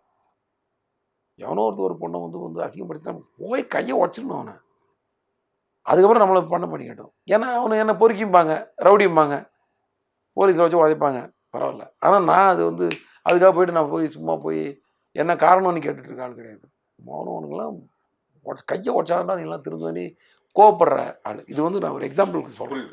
இப்படி ஒரு கோவப்பட்டு வந்து அவன் ஒரு எந்தெந்த பிரச்சனையை டீல் பண்ணுறாரு. சமூகத்தில் நிறைய பேர் கோவத்தோடு இருக்காங்க, ஆனால் கடந்து போயிடுறாங்க. கடந்து போகாமல் இறங்கி வேலை செய்கிறாள் தான் ரத்னம். எஸ், கடந்து போக முடியாமல் கடந்து இது பண்ணுறது தான். அதனால தான் நீங்கள் வந்து இந்த படத்தில் சோஷியல் இஷ்யூஸும் இருக்குது, பொலிட்டிக்கலும் இருக்குது, ஒரு சென்சிட்டிவான டாபிக் வைக்கிறதுனால தான் இந்த ட்ரெய்லரோட ஃபினிஷிங்கில் பார்த்தீங்கன்னா போலீஸ் மெடல் கொடுக்கணும்னா நம்ம ரத்னத்துக்கு தான் மெடல் கொடுக்கணுன்ற மாதிரி ஒரு டைலாக் இருக்குது. அதுக்கு என்ன ரீசன்? அது ரீசன் நீங்கள் படத்தில் பார்த்துக்கோங்க. பொதுவாகவே சார் அது வந்து ஒவ்வொருத்தரும் ஒவ்வொரு மாதிரி டிஸ்கஸ் பண்ணுறாங்க. லெட் தம் டிஸ்கஸ், வரட்டும் சார், அவங்களும் ஒரு ஐடியாவோட வரட்டும், அவங்க ஐடியாவும் படமும் மேட்ச் ஆகுதானே மக்கள் பார்த்து த்ரில்லு தானே. நம்ம ஒரு படம் இந்த படம் இப்படி இருக்கும்னு நினச்சி வருவோம், அதே மாதிரி இருந்தாலும் ஒரு இன்ட்ரெஸ்டாக இருக்கும். இல்லாமல் உள்ட்டா டேய் நம்ம இது நினச்சி இப்படி ஒன்று இருக்கு அப்படிமா அதை விட்டுருவோமே, நம்ம உடச்சி விடுவேனே. நீங்கள் ஒரு விஷயம் முன்னாடி சொன்னீங்க, தெரியாத விஷயத்த தகவலா சொல்றதை விட தெரிஞ்ச விஷயத்த டிஃப்ரெண்டா சொன்னாதான் இன்ட்ரெஸ்டிங்கா இருக்குன்ற மாதிரி ஒரு தகவல். அது என்னன்னா இந்த நிறைய மீம்ஸ்லாம் பார்ப்பேன் நான். அந்த வலைப்பேச்சு அது இது விஷயங்கள் அதில் வந்து புது கருத்துலாம் எதுவுமே இருக்காது. முன்னாடி கல்கண்டுன்னு ஒரு புக் இருக்கும் தெரியுமா? அந்த புக்கில் வந்து நிறையா தகவல் புது புது தகவலாக இருக்கும். அது ஒரு இன்ட்ரெஸ்ட். அதுதான் ஓ ஜப்பானில் வந்து இப்படி ஒன்று இருக்கா, இப்படி ஒரு புல்லட் ட்ரெயின் இருக்கா அந்த காலத்தில், இன்னும் பாரிஸில் வந்து இப்படி ஒரு ஈஃபில் டவர் இருக்கா, ஏதோ இந்த மாதிரி பொது விஷயங்கள் நிறையா, இல்லை எங்கேயா நடந்த விஷயங்கள் சம்பவங்கள், இந்த மாதிரி ஒரு சம்பவம் நடந்தது, இது மாதிரிலாம் நிறைய விஷயங்கள் இருக்கும். அது ஒரு இன்ட்ரெஸ்ட்டு. ஆனால் இப்போ இருக்கிற வலைப்பேச்சு வந்து தெரிஞ்ச விஷயங்களை ஞாபகப்படுத்துறது தான் நிறையா இருக்குது. புது தகவல்ன்றது ரொம்ப 10% தான் இருக்குது. அந்த 90% தெரிஞ்ச விஷயங்களாக இருக்குது நமக்கு. ஆனால் அது ரொம்ப இன்ட்ரெஸ்டாக இருக்குது. என்னென்னா ஆமாம்ல நம்ம கொஞ்சம் மறந்துட்டோம்ல, இப்படி ஒன்று இருக்குல்லன்னு ஞாபகப்படுத்திக்கிற மாதிரி இருக்குது. அதை தான் நான் சொன்னேன். இன்றைக்கி நம்ம சினிமாவில் சொல்கிற எல்லா விஷயங்களும் வந்து மக்களுக்கு தெரியாத விஷயங்கள் கிடையாது. டிராஃபிக்கில் வந்து ஒழுங்காக நின்று போகணுன்றது ஒன்றும் தெரியாத விஷயங்கள். நம்ம எப்படி அதை சொல்கிறோன்ற இன்ட்ரெஸ்ட் தான் அங்கே. அதுதான் அது புது தகவல் கிடையாது, தெரிஞ்ச தகவல். அதை வேறு மாதிரி சொல்லியிருக்கிறோம். இப்போ நான் வந்து ஒரு எக்ஸாம்பிளுக்கு, இப்போ சப்போஸ் அந்த பூஜையில் வந்து ஹீரோக்கிட்ட வந்து ஹீரோயின் கேட்பாங்க. அவங்க வந்து என்ன பண்ணுவாங்கன்னா, அவங்களுக்கு வந்து இவர் தண்ணி அடிக்கிறது தம் அடிக்கிறது பிடிக்காது. எந்த பொண்ணுக்குமே வந்து தன்னோட ஃப்ரெண்டோ லவ்வரோ ஹஸ்பண்டோ ஒரு கெட்ட பழக்கம் வச்சுருக்கிறது கண்டிப்பாக பிடிக்காது. ஆனால் நம்ம லவ் பண்ணுறோன்ற ஒரு இதை வச்சுக்கிட்டு, அது என்ன அந்த அந்த ஒரு கிரிப்பை வச்சுக்கிட்டோ வடவர் அந்த இதை வச்சுக்கிட்டு அவரை வந்து ரூல் பண்ணுன்றதும் அவளுக்கு பிடிக்காது. ஏன்னா நான் லவ் பண்ணுன்றக்காக நான் உடனே உன்னோட உரிமை எல்லாத்துலையும் தலையிடணுமான்னு நினச்சிடக்கூடாதுன்னு. அதனால அவங்க என்ன சொல்லுவாங்கன்னா, நீ எத்தனை சிகரெட் ஒரு நாளைக்கு பிடிக்கிற, எவ்வளோ எத்தனை நாளைக்கு ஒரு தடவை தண்ணி அடிக்கிற கேட்டு, நீ சொல்கிறத பார்த்தா கொஞ்சம் கரெக்டாக தான் இருக்குது, இதெல்லாம் இதை எப்படியே மெயின்டைன் பண்ணிக்கிட்டால் பிரச்சனை இல்லை, இதை விட்டு அதிகமாக போனால் தான் டேஞ்சரு அப்படின்னு சொல்லிட்டு கடந்து போயிடுவாங்க. இவருக்கு அது சுருன்னு உரைக்கும். இப்போ என்னென்னா அவளுக்கு நம்ம பிடிக்கிறது வேணான்னு தோணுது, ஆனால் சொன்னால் மரியாதையாக இருக்காது. அதனால் இப்படி வேறு மாதிரி இன்டெரக்டாக சொல்லிட்டு போகிறாங்க. இந்த பொண்ணுக்கே இவ்வளோ வலி இருக்குன்னா அப்போ என் அம்மாவுக்கு எவ்வளோ வலி இருக்கும் என்ன நினச்சி. ஏன்னா நான் கெட்ட பழக்கம் வச்சுருக்கேன்னு எங்கள் அம்மாவுக்கு தெரியும்னு சொல்லி அவர் ஃபீல் பண்ணி எல்லாம் தேவையா நமக்கு விட்டுறலாம்ல அப்படின்னு. அது கூட நான் விட்டுறேன், இன்றைக்கி திருந்திடுறேன் அப்படி இல்லாமல் வேறு. இதில் என்னென்னா அந்த பொண்ணோட அப்ரோச் வந்து வேறு மாதிரி இருக்கும். நீ பிடிக்க வேணான்னு சொல்ல, ஆனால் இந்த அளவை மாறாமல் வச்சுக்கோன்னு ஒன்று சொல்லுவாங்க. இதுதான் இன்றைக்கி வந்து அந்த விஷயங்களை வந்து இன்னும் டைரெக்டாக மூஞ்சில் போய் குத்துற மாதிரி சொல்லாமல் ஒரு ஃப்ரெண்ட்லியாக கொண்டு போகிற விஷயமா நான் பார்க்குறேன். உங்களோட ப்ளஸ்ன்றது வந்து எல்லாருமே சொல்கிறாங்க, உங்களோட டைலாக் வந்து ஒரு லைனில் இருந்தாலும் அது இம்பேக்ட் அதிகமாக இருக்குன்னு சொல்லி. ஒரு படத்தில் கூட நீங்கள் சொல்லியிருப்பீங்க, காயப்பட்டவனுக்கு அது ஆறுற வரைக்கும் தான் வலி, ஆனால் காயப்படுத்தவனுக்கு ஆயுஸ் ஃபுல்லாக வரின்றது ஒரு லைன் தான் கேட்கும் போது, ஆனால் அதை ஃபீல் பண்ணும்போது அதோட இம்பேக்ட் ஜாஸ்தி. இது எப்படி உங்களுக்கு இன்ஸ்பயர் ஆகுது இந்த மாதிரி ஒரு விஷயங்கள்? இல்லை, எனக்கு அந்த சீன்லாம் எழுதும்போது இதெல்லாம் வந்து ரொம்ப ரொம்ப உணர்வுபூர்வமாக இருந்துச்சு. ஏன்னா ஜஸ்ட் எந்த தப்பும் பண்ணாத ஒருத்தன், இவனும் வந்து அவனை எதுவும் காயப்படுத்தணும்னு நினைக்கவே இல்லை. அவன் ஒரு கெட்டவனை நோக்கி பாயிறான். அது ஒரு நல்லவன் கை போயிடுச்சுன்ற வழியில் இவன் துடிச்சு தான் கிடப்பான். வாழ்க்கை ஃபுல்லாகவே அவன் வந்து ரணமாயிடுவான். அவன் ஏதாவது காயப்படுத்துகிறவனோட பெயின் வந்து, அதுவும் அந்த கேரக்டர் இடது கையில் சாப்பிட்றத பார்க்கும்போது எனக்கு மனசு வலிக்குதுன்னு அழும்போது, அது வந்து உண்மையிலே ஒரு நல்லவன் வந்து தப்பு பண்ணிட்டா அப்படி தான் கும்பிடுவான். தப்பு யார் பண்ணாலும் தப்பு தான். ஆனால் ஒரு நல்லவன் தப்பு பண்ணதுக்கும் ஒரு கெட்டவன் தப்பு பண்ணதுக்கும் உள்ள வித்தியாசம் தான். அதுவும் இந்த படத்தில் ரிஃப்ளெக்ட் ஆகும். நான் காசுக்காக கண்டதையும் பண்ணுற பொறுக்கி கிடையாது, கொள்கைக்காக ஏதோ ஒன்று பண்ணுற ஒரு ஆள் அப்படின்னு சொல்லுவார் அவர். அந்த டைலாக் அங்கே படத்தில் பார்த்துக்கிட்டு. ஏன்னா எனக்கு நான் வந்து அதே கேரக்டர் அந்த மாதிரி தான் எதாவது பண்ணுவேன். ஆனால் நான் காசுக்காக பண்ணல, பொறுக்கி மாதிரி வந்து எனக்கு ஒரு காசுக்காக வந்து ஏதோ ஒரு கொள்கையே இல்லாமல் சுற்றுற ஆள் கிடையாது நான் அப்படின்னு விஷயங்கள். அந்த மாதிரி ஆள் அவர். அதுதான் அந்த இடத்துல அந்த மாதிரி இருக்கிறவனுக்கு வந்து வலிக்கும். நம்ம இந்த தப்பு நம்ம பண்ண ஒரு செயல் வந்து ஒருத்தரை பாதிச்சிருச்சுன்றது யாராலும் தாங்க முடியாது. நல்ல மனசோடு இருக்கிறவங்க, யதார்த்தமாக வாழ்கிறவங்களால அது தாங்க முடியாது. அடுத்தவங்க ஹர்ட் ஆனால் அவங்களுக்கு வந்து அதை வெளியே ரிஃப்ளெக்ட்லாம் பண்ணி ஐயோலாம் அழலாம் மாட்டாங்க. ஆனால் உள்ளே அவங்களால தாங்க, அவங்களுக்கு தூக்கம் வராது. அது வந்து அவங்களுக்கு மட்டும்தான் தெரியும் அந்த விஷயம். பக்கத்தில் இருக்கவங்ககிட்ட கூட ஷேர் பண்ண மாட்டாங்க. ஏன்னா என்னால் அந்த இது நடந்து போச்சு அது. ஆனால் மனசுக்குள்ளே வலிக்கும். அந்த வலியை தான் நம்ம ஹீரோ வாயிலாக சொல்லியிருப்போம்.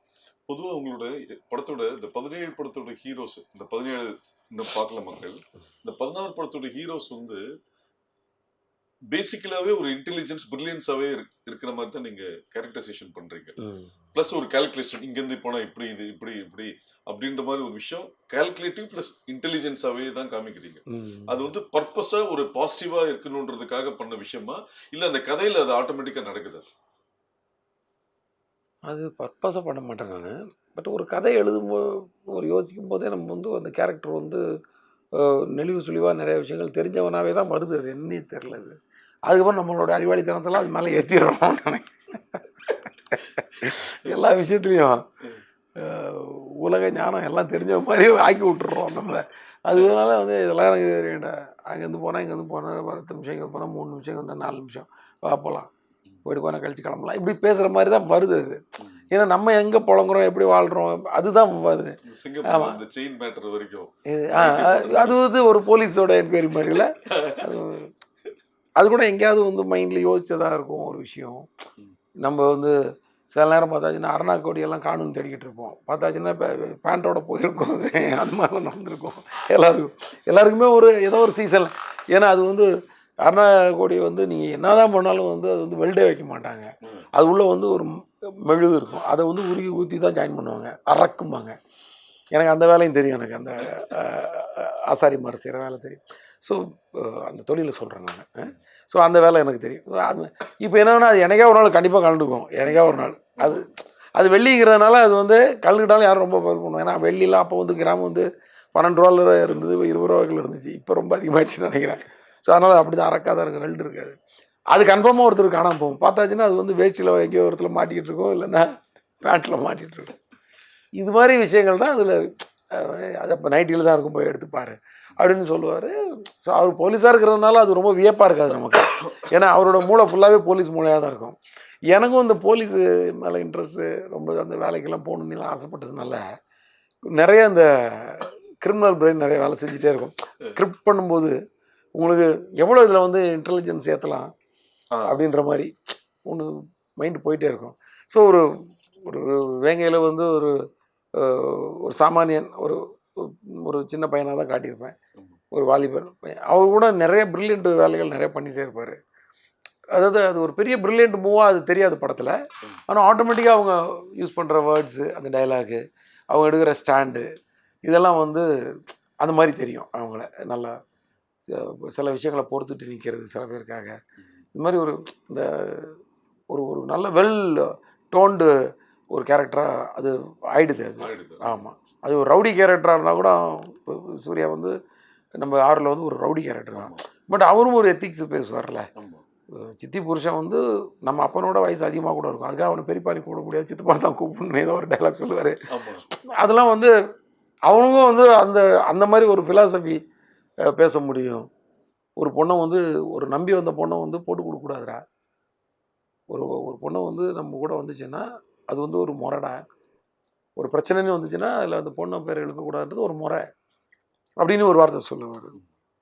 அதுலேயே அவர் வந்து நீங்களாவது அண்ணன்னு உதட்டுன்னு தான் சொல்கிறீங்க, ஆனால் நான் அடி வயிற்றுலேருந்து சொல்கிறேன். அது ஒரு விஷயம் சொல்லுவாங்க. யாருமே நான் என்றைக்குமே அண்ணனே அடி வயிற்றுல இருந்தாலும் சொல்லியிருக்கேன். நீங்கள் வந்து வெறும் வாயில் இருந்தாலும் சொல்லியிருக்கிறீங்க. நீ என்னை யாரும் தம்பியாகவே நினைக்கலன்னு ஃபீல் பண்ணுற இடங்கள். அன்னைக்கு கூட யாரோ ஒரு ஐடியில் யாரோ மீட் பண்ணேன். அப்போ சொன்னார், நாங்கள் அடிக்கடி எவனா ஏதோ இடம் விட மாட்டோம்னா துரோகம்னு 2 வரி சாங் அனுப்பிச்சி விட்ருவோம்.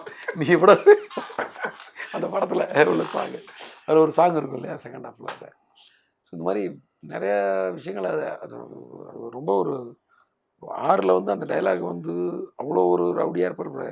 கடைசியில் வந்து பொண்ணுக்கிட்ட வந்து அவங்க உங்கள் பொண்ணுக்கிட்ட ஒரு வார்த்தை பேசுங்க சார், தங்கச்சி மாதிரி தான் அப்படின்ட்டு வருவார். இதெல்லாம் கூட வந்து இப்போ சொல்லும்போது நம்ம பொண்ணுக்கிட்ட இவன் என்னடா போய் பேச போகிறான்னு, தங்கச்சி மாதிரி தான் அப்படின்னு சொல்லிட்டு போவார்.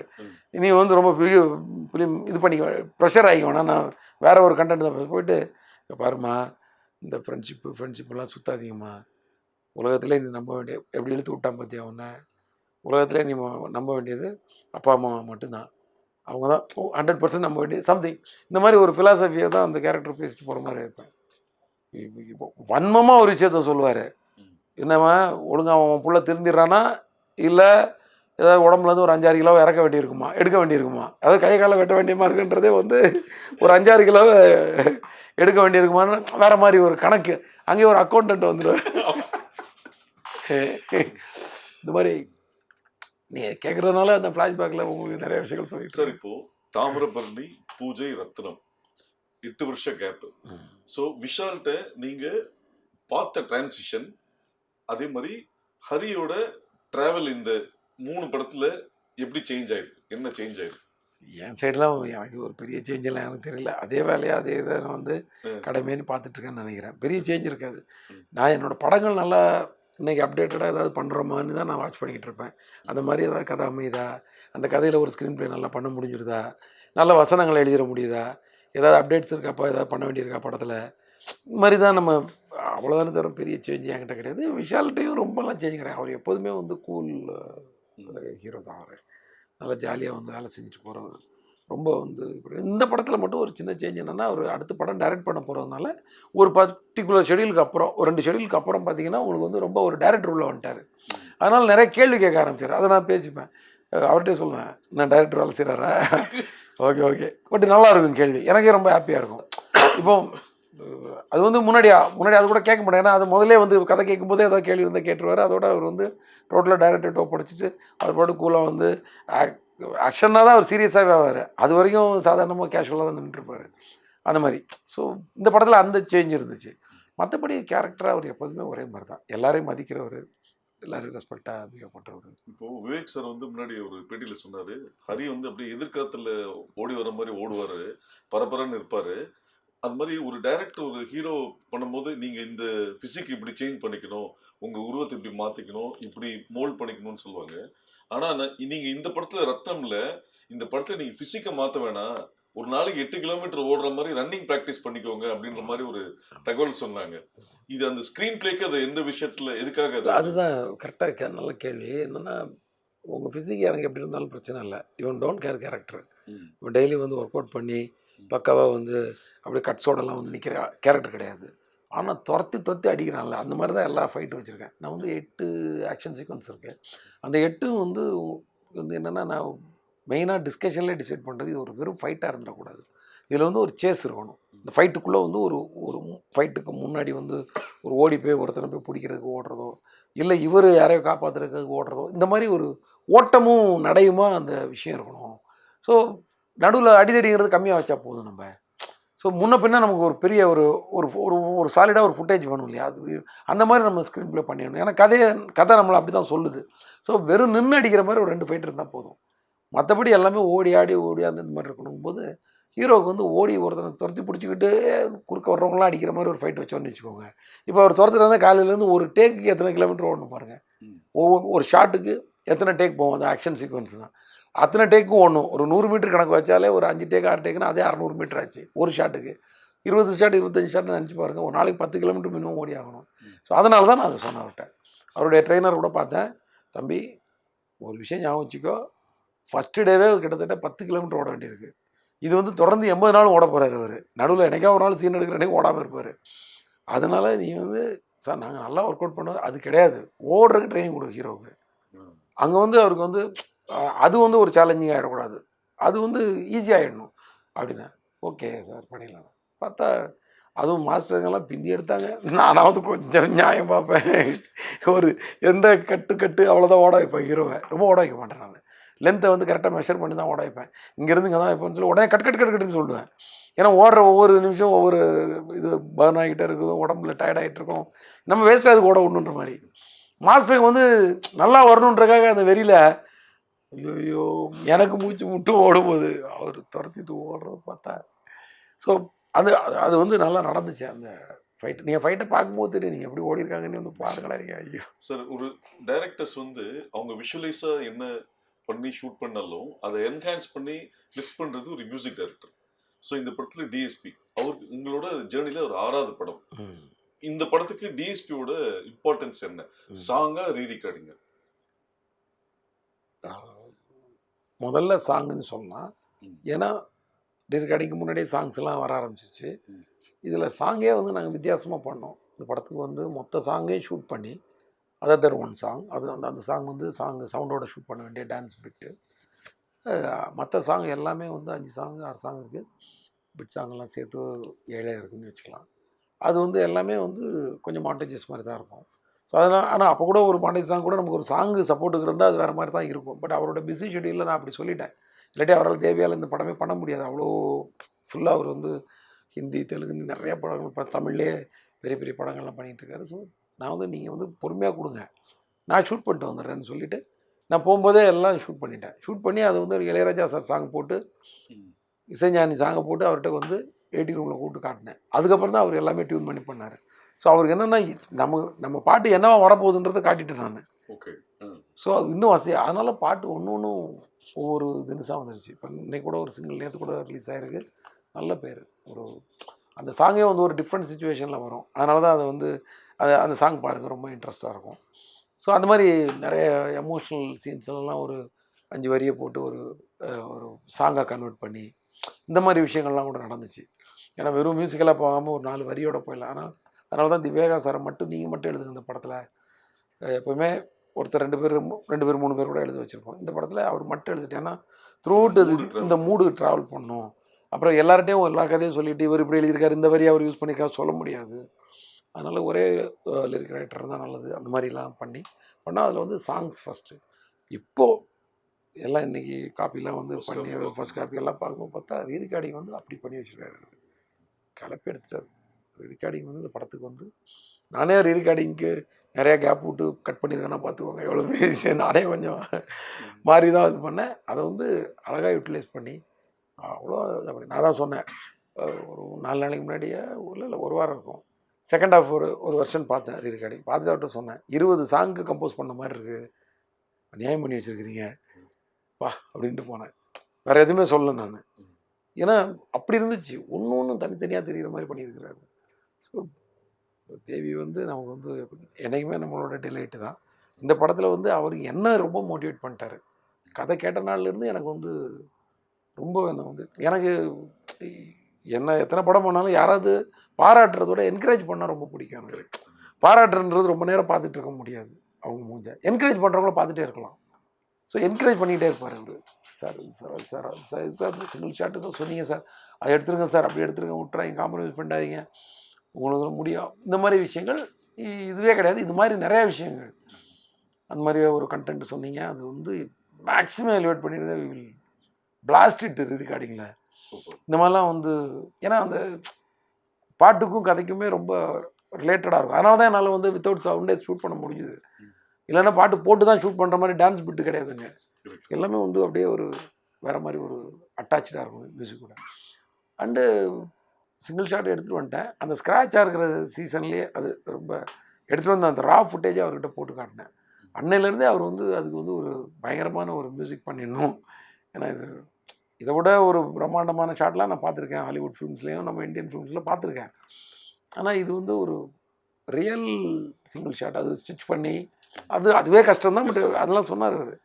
அதெல்லாம் பிரம்மாண்டமாக பார்த்துருக்கேன். இது இந்த ஒரு குறிப்பிட்ட காலகட்டத்துக்குள்ளே வச்சு நீங்கள் பண்ணியிருக்கிறீங்க. இது நம்மளுடைய பெரிய யூஎஸ்பியாக இருக்கும். நம்ம வந்து இதை வந்து அந்த மாதிரி மோட்டிவேட் பண்ணுவார் நல்லா. சார் இப்போ ஒரு சக்ஸஸ்ஃபுல் டைரக்டர், இந்த படத்தோட ப்ரொடியூசர் பார்த்தா இன்ஸ்டன்ட்லி கார்த்திக் சுப்ராஜ்னு ஒரு டைரக்டர். ஸோ உங்களோட ரெஸ்பான்சிபிலிட்டி எப்படி இருந்தது? அதான் கார்த்திகேயன் சந்தானம் தான் ப்ரொடியூசர். ஆனால் அந்த கம்பெனிக்குள்ளே ஸ்டோன் பெஞ்சுக்குள்ளே அவர் ஒரு அங்கத்தினராக இருக்காருங்கிறது வந்து நமக்கு வந்து மிகப்பெரிய ஒரு கிரேடு மாதிரி தான் இருந்துச்சு. நான் அப்படி தான் ஃபீல் பண்ணுவேன். யாராவது ஒரு டைரக்டர் வந்து நம்மளை வந்து கூப்பிட்டு படம் கொடுக்குறாரு, அந்த கன்சர்னுக்குள்ளே அவர் இருக்காருன்றது வந்து இப்போ கேபி சார்கிட்ட 2 படம் பண்ணியிருக்கேன், டி ராமாராவ் சார் அருள் பண்ணியிருக்கேன், அது மாதிரி சரண் சார்கிட்ட படம் பண்ணியிருக்கேன், துர்ராய் சாரே வந்து ஒரு டைரக்டர் ஃபஸ்ட்டு படம் கொடுத்தவர். இந்த மாதிரி நான் ஏஎம் ரத்னம் சார் படம் பண்ணியிருக்கேன், அவரும் ஒரு டைரக்டர். இப்படி நான் பண்ண இடங்கள்லாம் இருக்கு இல்லையா, ஒன்றும் பாருங்கள் ஒரு பெரிய டெக்னீஷியன்ஸ்கிட்டே பண்ண. அது எனக்கு ஒரு பெரிய ஒரு அது மாதிரி தாமிரபரணி பண்ணது வந்து விஜயா ப்ரொடக்ஷன்ஸில் அவங்களுடைய இதே வேறு லெவலில். ஆமாம். அதே மாதிரி இப்போது சிங்கம் பண்ணேன் ஞானவேல் சார் கூட. அவர் வந்து எனக்கு அவார்டு கொடுத்த மாதிரி 3 படம் கண்டினியூஸாக பண்ணியிருக்கானுங்க அவர் கம்பெனிலே. சிங்கம் 2, சிங்கம் 3 எல்லாமே அங்கே பண்ணியிருக்கேன்.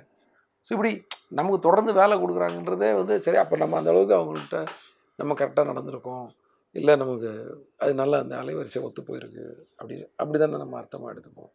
ஸோ அந்த மாதிரி சொல்லலாம். உங்களோட இந்த ட்ராவல் சக்ஸஸ் ட்ராவலில் பிரியன் சார் எப்படி எவ்வளோ மிஸ் பண்ணுறீங்க? பெரிய மிஸ்ஸிங். அதெல்லாம் வந்து அது வந்து இழப்பு தான், அவ்வளோதான். அது நிறைவே அது அந்த இது வந்து ஃபில்லப்பே பண்ண முடியாது அந்த இடத்த யாராலும். அது ஒரு ஒரு பிரதர் தான். நமக்கு என்னடா இவ்வளோ பெரிய கஷ்ட காலம்லாம் இவ்வளோ சீக்கிரம் வருமா நமக்கு, அவர் இல்லாத நமக்கு அவ்வளோ பெரிய கஷ்ட காலம் இப்படிலாம் வருமான்ற அளவுக்கு தான் இருந்துச்சு. ரொம்பவே மறக்க முடியாத ஒரு பெயின். என்னைக்கு அவரை பற்றிலாம் 2 நாளைக்கு ஒரு தடவை பேசாமலே இருக்க முடியாதுன்ற மாதிரி தான். எவ்வளோ நாள் அவர் கூட ட்ராவல் பண்ணியிருக்கேன் நான் வீட்டில் இருந்ததோட அவர் கூட இருந்த நாட்கள் தான் அதிகமாக. 17 படத்தில் 14 படம் 14 படம். அந்த ஜேர்னி ஃபுல்லாகவே வந்து நாள் கணக்கில் மணிக்கணக்கில் அவர் கூடயே லொக்கேஷன் பார்க்குறது. எத்தனை ஃபாரின் ட்ரிப், எவ்வளோ லோக்கல் ட்ரிப், எத்தனை லட்சம் கிலோமீட்டர் ட்ராவல் பண்ணியிருக்கோம். எத்தனை போர்ட்டில் வந்து ஏர்போர்ட்டில் வந்து வெயிட்டிங்கில் உட்காந்து எவ்வளோ கதைகள், எத்தனை தடவை ஃப்ளைட்டு பக்கத்தில் உட்காந்து கதைகள் பேசி க்ரியேட்டிவாக உள்ளே வருவார். இவன் நீங்கள்லாம் திருந்தே மாட்டீங்கன்னு திட்டு போவார். ரொம்ப ஏதாவது ஒரு விஷயத்த வந்து கமர்ஷியலாக வச்சுட்டா. அவர் ஒரு டேஸ்டான கேமராமேன் தான். நான் எங்கூட ஒர்க் பண்ணிட்டு இருந்தார். அவர் வந்து ஒரு கமர்ஷியலாகவும் விஷயங்களை ரசிப்பாரே தவிர ரொம்ப டேஸ்ட்டாக எடுக்கும்னு நினைக்கிறாங்க. ஏன்னா அவர் பிகினிங் படங்கள்லாம் அவ்வளோ நல்லாயிருக்கும். சேரன் சார் கூடலாம் சேர்ந்து நல்ல நல்ல படங்கள். ஸோ நீங்களாம் திருந்தே மாட்டீங்க போங்க அப்படின்னு சொல்லி திட்டு போவார். இப்படி ஒரு பயங்கரமாக இருக்கும். வண்டி நான் தான் ஓட்டுவேன். ஒரு சீசனுக்கு ஃப்ரண்ட்டில் உட்காருவார். அப்புறம் பின்னாடி உட்காந்து உங்கள் ஆள் இடவிட வண்டி ஓட்டுறாரு, பின்னாடி உட்கார முடியலன்ட்டு.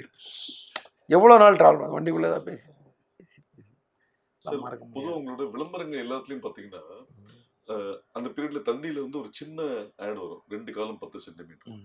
அதுலேயுமே படத்தை ஒர்க் பண்ண அத்தனை technicians, assistant directors, office boy வரைக்கும் போடுற சிஸ்டம் வந்து டே 1லேருந்து இது மெயின்டைன் பண்ணிருக்கோம். அதுக்கு ஏதாவது ஸ்பெசிஃபிகேஷன் ரீசன் இருக்கு? எல்லோரும் வேலை செய்கிறாங்க. அசிஸ்டன்ட் டைரக்டர்ன்றவங்க நாளைக்கு இன்னைக்கு நைட்டு ஒரு ப்ரொடியூசர் அந்த கதை ஓகே, நாளைக்கு காலைலன்னா நாளைக்கு காலைல டைரக்டர், அவ்வளோதான் முடிஞ்சிச்சு. இவ்வளோதான் டைமிங். மற்றபடி அவங்க எல்லாருமே ஒரு டைரக்டராக தான். நான் ஒர்க் பண்ணுவேன் அப்படி தான். அந்த கத்தோடு தான் நான் வேலை செஞ்சேன். நம்மளும் ஒரு டைரக்டர் தான்டா அந்த படத்தில். குறைந்த பொறுப்புள்ள ஒரு டைரக்டர் அப்படி வச்சுக்கலாம். இப்போ வந்து என்ன நினைக்கிறது, அதிக பொறுப்புள்ள ஒரு அசிஸ்டன்ட் டைரக்டர் அப்படிதான் நினச்சிக்கிறது. என் டைரக்டர்லாம் வந்து மணி சாரும் சங்கர் சார் இருக்கிற இந்த பூமியில் வந்து நானும் ஒரு டைரக்டர்லாம் கெத்தாலாம் யாரும் தெரியலாம் முடியாது. என்ன சொல்கிறீங்க? எத்தனை வருஷமாக வந்து ஸ்ட்ராங்காக ஒவ்வொரு செஷனும் மாறுது அப்படியே. அன்றைக்கி கேபி சார், பாரதிராஜ் சார் வந்து அப்படி ரூல் பண்ணிட்டு இருந்தாங்க. இப்போது மணி சார் எப்படி இன்றைக்கும் வந்து ஒரு ஒரு ஒரு விஷயத்தை போட்டாருன்னா எப்படி வைரல் ஆகுது பார்த்தீங்களா? இப்போ கமல் சார் கூட வந்து ஒரு சின்ன ஒரு வீடியோ போட்டிருந்தாரு. என்னடா அப்படி இதுதான். ஸோ அவங்களே அமைதியாக இருக்கும். நம்ம அதிக பொறுப்பு உள்ள ஒரு அசிஸ்டன்ட் டைரக்டர் அப்படின்னு நினச்சிக்க வேண்டியதான். அவங்க பொறுப்பு கொஞ்சம் கம்மியாக உள்ள. அதனால தான் நான் அவங்கள வந்து எங்கேயுமே விட்டு கொடுக்காம, தப்புகள் நடக்கும் ஏதோ ஒரு விஷயம், நான் தப்பு பண்ணுறதெல்லாம் கவலைப்பட மாட்டேன். எதுவுமே பண்ணாமல் இருந்தால் கவலைப்படுவேன். நான் நீ ஒரு பொருளை கீழே போட்டு உடச்சேன்னா தெரியாமல் நான் அதை திரும்பி கூட பார்க்க மாட்டேன். ஆனால் அந்த பொருளை தூக்காமலே நீ இருந்தோன்னா எனக்கு கோபம் வரும். அட்டம் பண்ணு நீ வேலையை. Try to say something, try to do something. நீ சொல்கிறது வந்து கரெக்டாக இல்லாமல் கூட இருக்கலாம், அதை பற்றி கவலை இல்லை. அதுக்கு உனக்கு கடி கூட உணரலாம். நீ தப்பாக சொல்கிறேன், அந்த கடியெல்லாம் வந்து உன்னோட வளர்ச்சிக்கு பின்னாடி போய் கூட என்னை போய் திட்டிக்கோ. உன் ஃப்ரெண்டுக்கிட்ட எங்கள் டேரக்டர் ஒரு சரி இருக்கேன் இப்போ பார்த்தா கடிச்சிட்டே இருப்போம், திட்டிக்கோ. ஆறுதலுக்கு கெட்ட வார்த்தை கூட போட்டு திட்டிக்கோ. முன்னாடி திட்டாத, நம்ம பாட்டு வேலை செஞ்சுட்டே இருப்போம். நான் ஒன்றும் திட்டுறேன்ல, நீ என்னை பின்னாடி போய் திட்டிக்கோ. இதெல்லாம் இப்படி தான் பேசுவேன் நான். என்னால் முடிஞ்ச அளவுக்கு யதார்த்தமாக அவங்கள வந்து. ஆனால் எனக்கு வந்து அட்டன் பண்ணணும் வேலையை வந்து. நீ வந்து முயற்சி பண்ணணும், பயந்துக்கிட்டு இருக்க கூட. யாருக்கே பயம்? மனுஷனுக்கு வந்து எதுக்கே பயப்படணும்? உயிருக்கு பயப்படணும், இல்லைன்னா மானத்துக்கு பயப்பீங்க. மானமும் உயிரும் எங்கேருந்து எங்கேயும் போகிறது கிடையாது. யார்கிட்டருந்து வாங்க போகிறது கிடையாது. வேலைக்காக தான் சண்டை போடுறோம், ஒருத்தர் கடினமாக பேசிக்கிறோம். ஸோ தைரியமாக வேலை செய்யலாம், தைரியமாக பண்ணு. தப்பாகிறத பற்றிலாம் எனக்கு கவலை கிடையாது. பண்ணாமல் இருந்தால் தான் எனக்கு பிரச்சனை. ஏன்ப்பா அதை பார்த்துட்டு இருக்கிறீங்க, எடுத்து தூக்கி கடாசுங்கப்பா அப்படின்னு சொல்லுவேன். கடாசும் போது உடஞ்சி கூட போட்டோம், அது பிரச்சனை இல்லை. என்ன சொல்லு, ஒரு கதை எப்படி உருவாகுது ஹரிக்குள்ள இருந்து? சும்மா அப்படியே போகிற அப்படியே நம்ம நிறையா பார்த்தது, பழகுனது, கேரக்டர்ஸு, இப்போ சந்திச்சது, இந்த மாதிரி ஏதோ ஒன்று உருவாகும்ல. இப்போ வந்து இப்போ அது ஒரு கேல்குலேஷன் மாதிரி தான். அப்பா ஒரு பெரிய ஹீரோ, அதாவது நிறையா படங்கள் பண்ண ஒரு ஹீரோ, பெரிய ஹீரோ சின்ன ஹீரோ எல்லாம் ஹீரோ தான். அந்த மாதிரி குறைந்த படங்கள் பண்ண ஹீரோ அப்படி பிரிச்சுக்கலாம். இவங்களுக்கு ஒரு 2-3 கதை வச்சுக்கிட்டே இருக்கணும், அவங்களுக்கு 2-3 கதை வச்சுக்கிட்டே இருக்கணும். ஒரு சின்ன பட்ஜெட்டாக இருந்தால் அதுக்கு ஒரு 2 கதை வச்சுக்கணும். இப்படி எல்லார்ட்டையும் ஒரு 4-5 கதை இருக்கும் இல்லையா? அந்த மாதிரி தான் அப்பப்போ வந்து நம்ம ரெடி பண்ணிக்கிறது. ஏதாவது ஒரு சின்ன படம் ரிலீஸ் ஆகிடுச்சு, ஒரு மாதத்துக்கு வந்து நம்ம வந்து வேறு இருக்காது. இப்போ ஸ்கிரிப்ட், அடுத்த ஸ்கிரிப்ட் என்னன்ற தேடுதல் தான் இருக்கும். ஆக்சுவலாக வந்து முன்னாடி வந்து டைம் ரிலீஸ் டேட் போடாமல் இருக்கிறப்போ உங்களுக்கு வந்து ஃபைனல் கட்டு முடிஞ்ச உடனே நான் கதை பேச ஆரம்பிச்சிடுவேன். எப்படின்னா ஃபைனல் கட்டு முடிஞ்சோடனே வெளியில் வந்து எடிட் முடிஞ்சு வெளியில் வந்து உட்காந்து ரிலாக்ஸ் பண்ணுவோம்ல, அப்போது யாராவது கூட இருக்க அசிஸ்டன்ட் டேரக்டர்ஸ் இருப்பாங்க, அவங்க கூட ஏதாவது அடுத்த படத்தை பற்றியோ அடுத்த கதைகளை பற்றி பேச ஆரம்பிப்பேன். ஆக்சுவலாக இந்த படத்தில் எனக்கு சுத்தமாக எனக்கு அடுத்த வேளை சாப்பாடு என்னன்னு கேட்டாலே எனக்கு வந்து சொல்ல தெரியல, எதையா வாங்கி கொடுப்பா பசிக்கு அப்படின்ட்டு அதுக்கு கூட யோசிக்கிறதுக்கு டைம் இல்லை. ஏன்னா இது வந்து நாங்கள் ஒரு டைம் லிமிட் வச்சு அந்த ஏப்ரல் 26 அச்சீவ் பண்ணணும்னு சொல்லி ப்ரொடியூசர் விஷால் 2 பேருமே கேட்டுக்கிட்டாங்க. நானும் ஓகேன்னு சொல்லிட்டேன். ஓகேன்னு சொல்லிட்டு நான் பட்ட அவஸ்தை, அதாவது சொல்லிட்டோம் எப்படா அதை கொண்டு வந்து சேர்க்க போகிறோம். ஏன்னா நிறையா ஒர்க் இருக்குல்ல, இன்றைக்கி வந்து எல்லாருக்குமே வந்து போஸ்ட் ப்ரொடக்ஷன்றது வந்து ஒரு பெரிய பணியாகிடுச்சு. ஈஸியாக வந்து ஒரு எடிட் முடிஞ்ச உடனே முன்னாடிலாம் முடிஞ்ச மாதிரி இருக்கும். ஸோ இதுக்கு நடுவில் என்னால் வந்து எதையுமே யோசிக்க முடியல. நான் என்ன வச்சுருக்கேன்னு ரிலீஸ்க்கு அன்றைக்கி அடுத்த நாள் காலையில் வந்து நம்மளே வந்து ஒரு விபூதி ஊதுபத்தி கொளுத்தி வச்சு பூஜை போட்டு நம்மளே ஒரு ஏதாவது ஒரு 2 கதையை எடுத்து உருட்ட ஆரம்பிச்சிடணும்.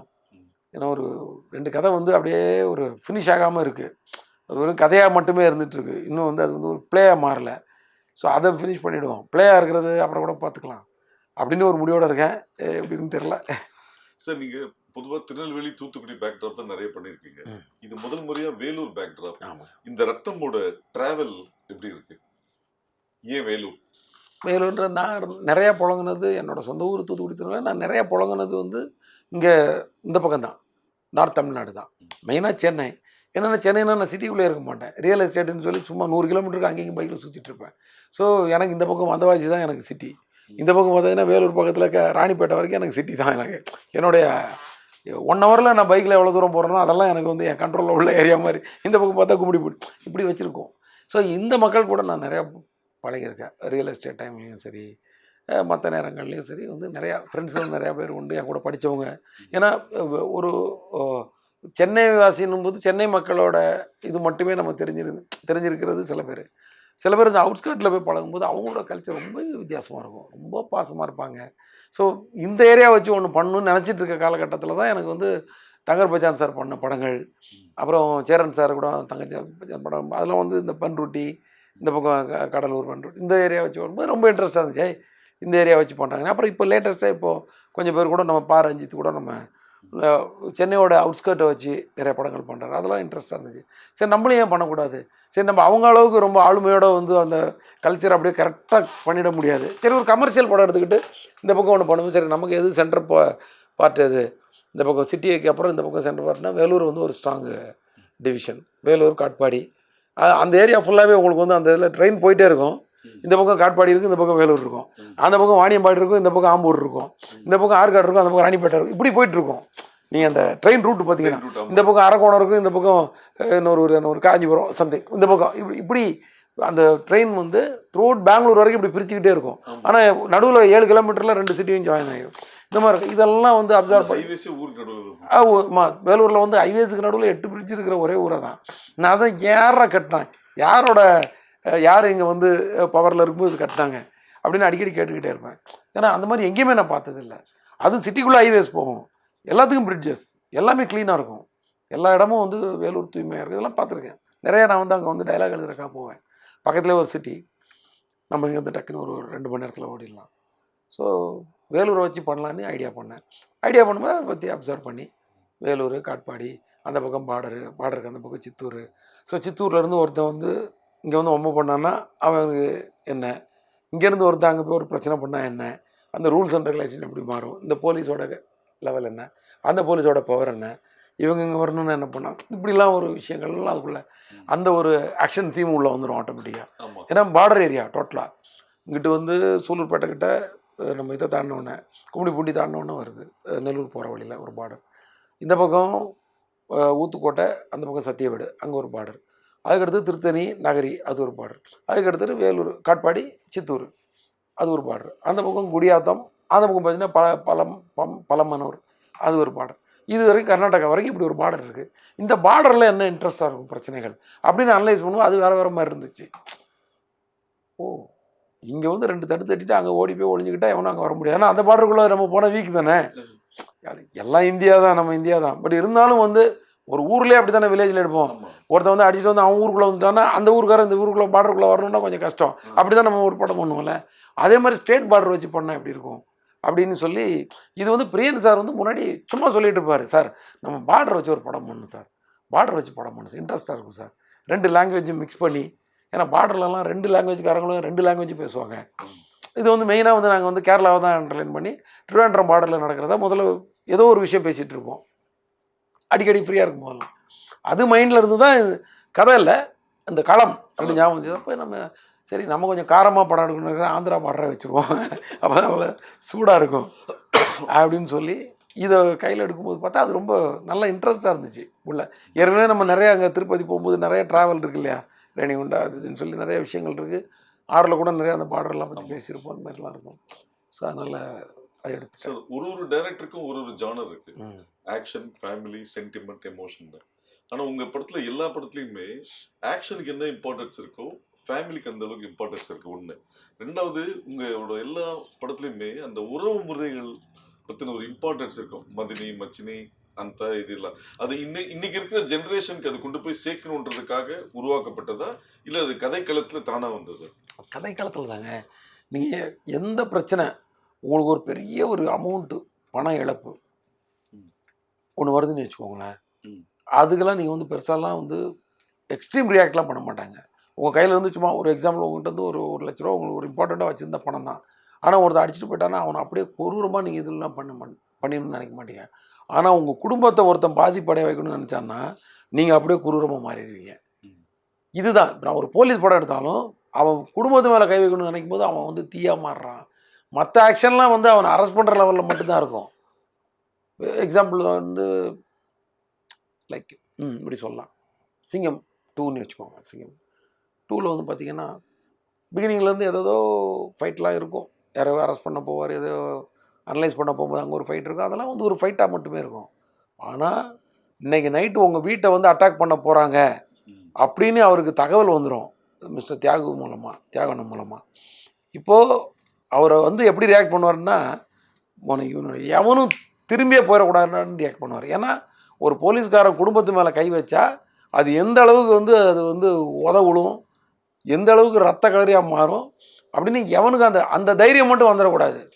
ஒரு அதிகாரியை வந்து மடக்கணும்னா அவன் குடும்பத்து மேலே கை வச்சிடலான்ற அந்த விஷயம் மட்டும் எவனுக்கும் தோணிடக்கூடாது. அப்புறம் எந்த போலீஸ் ஸ்டேஷன்லையும் யாரும் வேலை செய்ய முடியாது, எந்த அதிகாரியும் வேலை செய்ய முடியாது.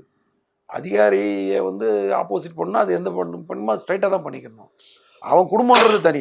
அப்படி ரிவர்ஸில் அப்போ அந்த அதிகாரி வந்து தப்பு பண்ணவனை உண்டு, தப்பு பண்ணவன் பிள்ளையும் பொண்டாட்டிக்கிட்ட போய் ஒம்பு பண்ணாலோ இல்லை அவங்க மேலே போய் ஒரு கேஸை போட்டாலும் என்ன வருது, அதை இவங்களும் செய்யக்கூடாது, இது அவங்களும் செய்யக்கூடாது, ஒரு எத்திக்ஸு.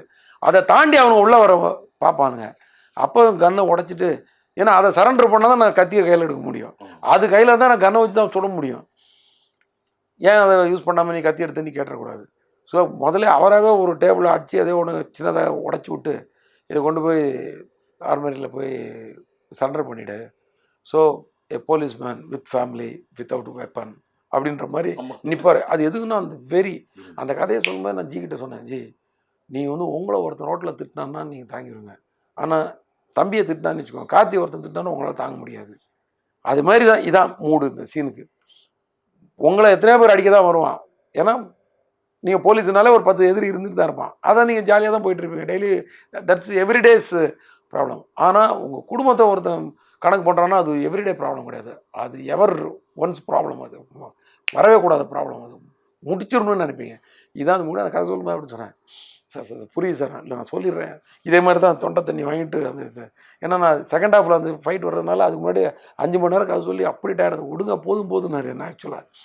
ஏன்னா அப்படி எனக்கு அதை சொல்லி முடிச்சிடணும்னு சொல்லி அப்படி வர கேட்டை விழுத்து போட்டு அடித்து நொறுக்கி வெட்டி குத்தி இங்கேருந்து புட்டிச்சு ஜீப் எடுத்துகிட்டு வந்து தங்கராஜ் வீட்டுக்குள்ளே அந்த வெறியோட வந்து போடா போய் எல்லாத்தையும் போய் இது பண்ணிக்கோ அப்படின்னு அந்த சவால் விடுறதுல அந்த அவன் வந்து வார்ன் பண்ணிட்டு போகிறது.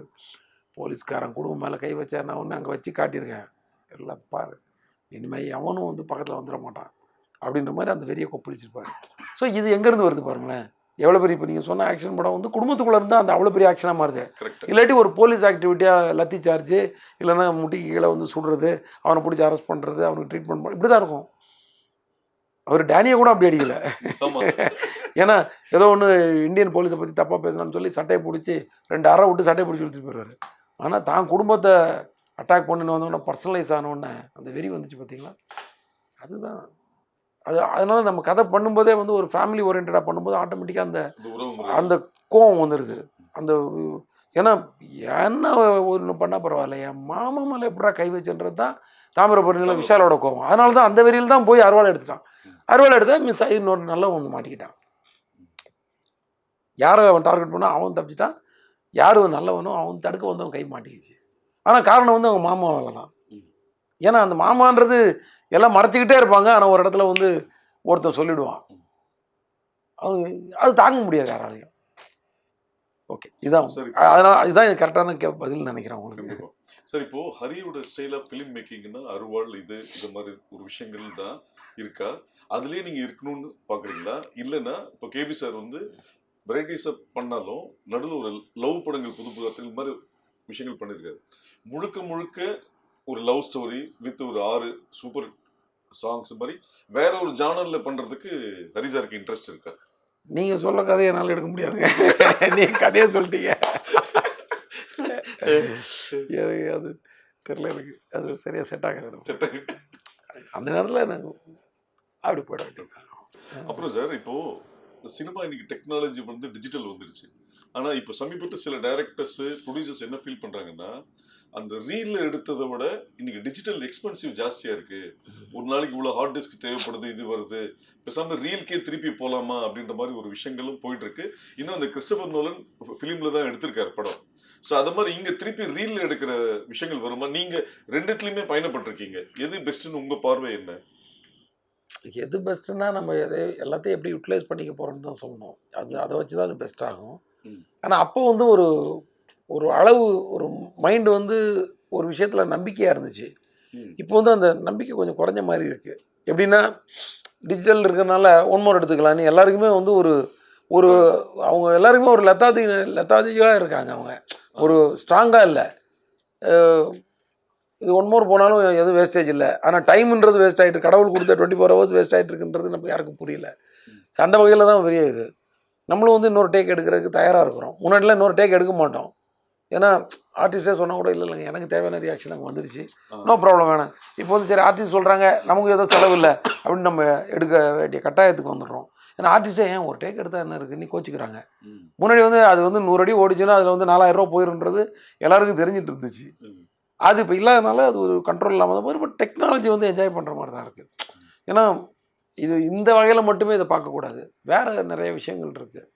ஏதோ விஷயங்களை நிறையா உள்ளே கொண்டாடுறதுக்கும் சரி, ஒரு டெக்னாலஜி உள்ளே வந்ததுனால ஒரு சீனை வந்து வேறு வெரைட்டியாக கட் பண்ணி பார்க்குறதுக்கும் சரி, நினச்ச மாத்திரத்தில் ஒரு விஷயத்த இன்றைக்கி எப்படி அப்படி அமுக்கினா ஒரு மெசேஜ் போய் எங்கேயோ போய் சேர்ந்துருதோ அந்த மாதிரி ஒரு 4 பட்டனை தட்டினாலே ஒரு டிசால்வையோ இல்லை ஒரு இது டேரெக்டாக போட்டுக்கிட்டு என்ன எப்படி பண்ணி பார்க்கல, இந்த சீன் ஃபுல்லாக டிசால்வில் கட் பண்ணுவோமா இல்லை கட்டில் பண்ணுவோமா இல்லை வைப்பில் கட் இப்படி நினச்சிட்டு இருக்கிறதோட அடுத்த 3 நிமிஷத்தில் கட் பண்ணி பார்த்துட்டு சரி நம்ம இது பேசாமல் நம்ம கட்ஸில் டிசால்வில் போயிடலாம் அப்படின்னு போயிடலாம், இல்லை எஃபெக்ட்ஸே வேண்டாம் அப்படின்னு டிசைட் பண்ணுறது செஞ்சு பார்க்குறதுக்கு அது வசதியாக இருக்குது.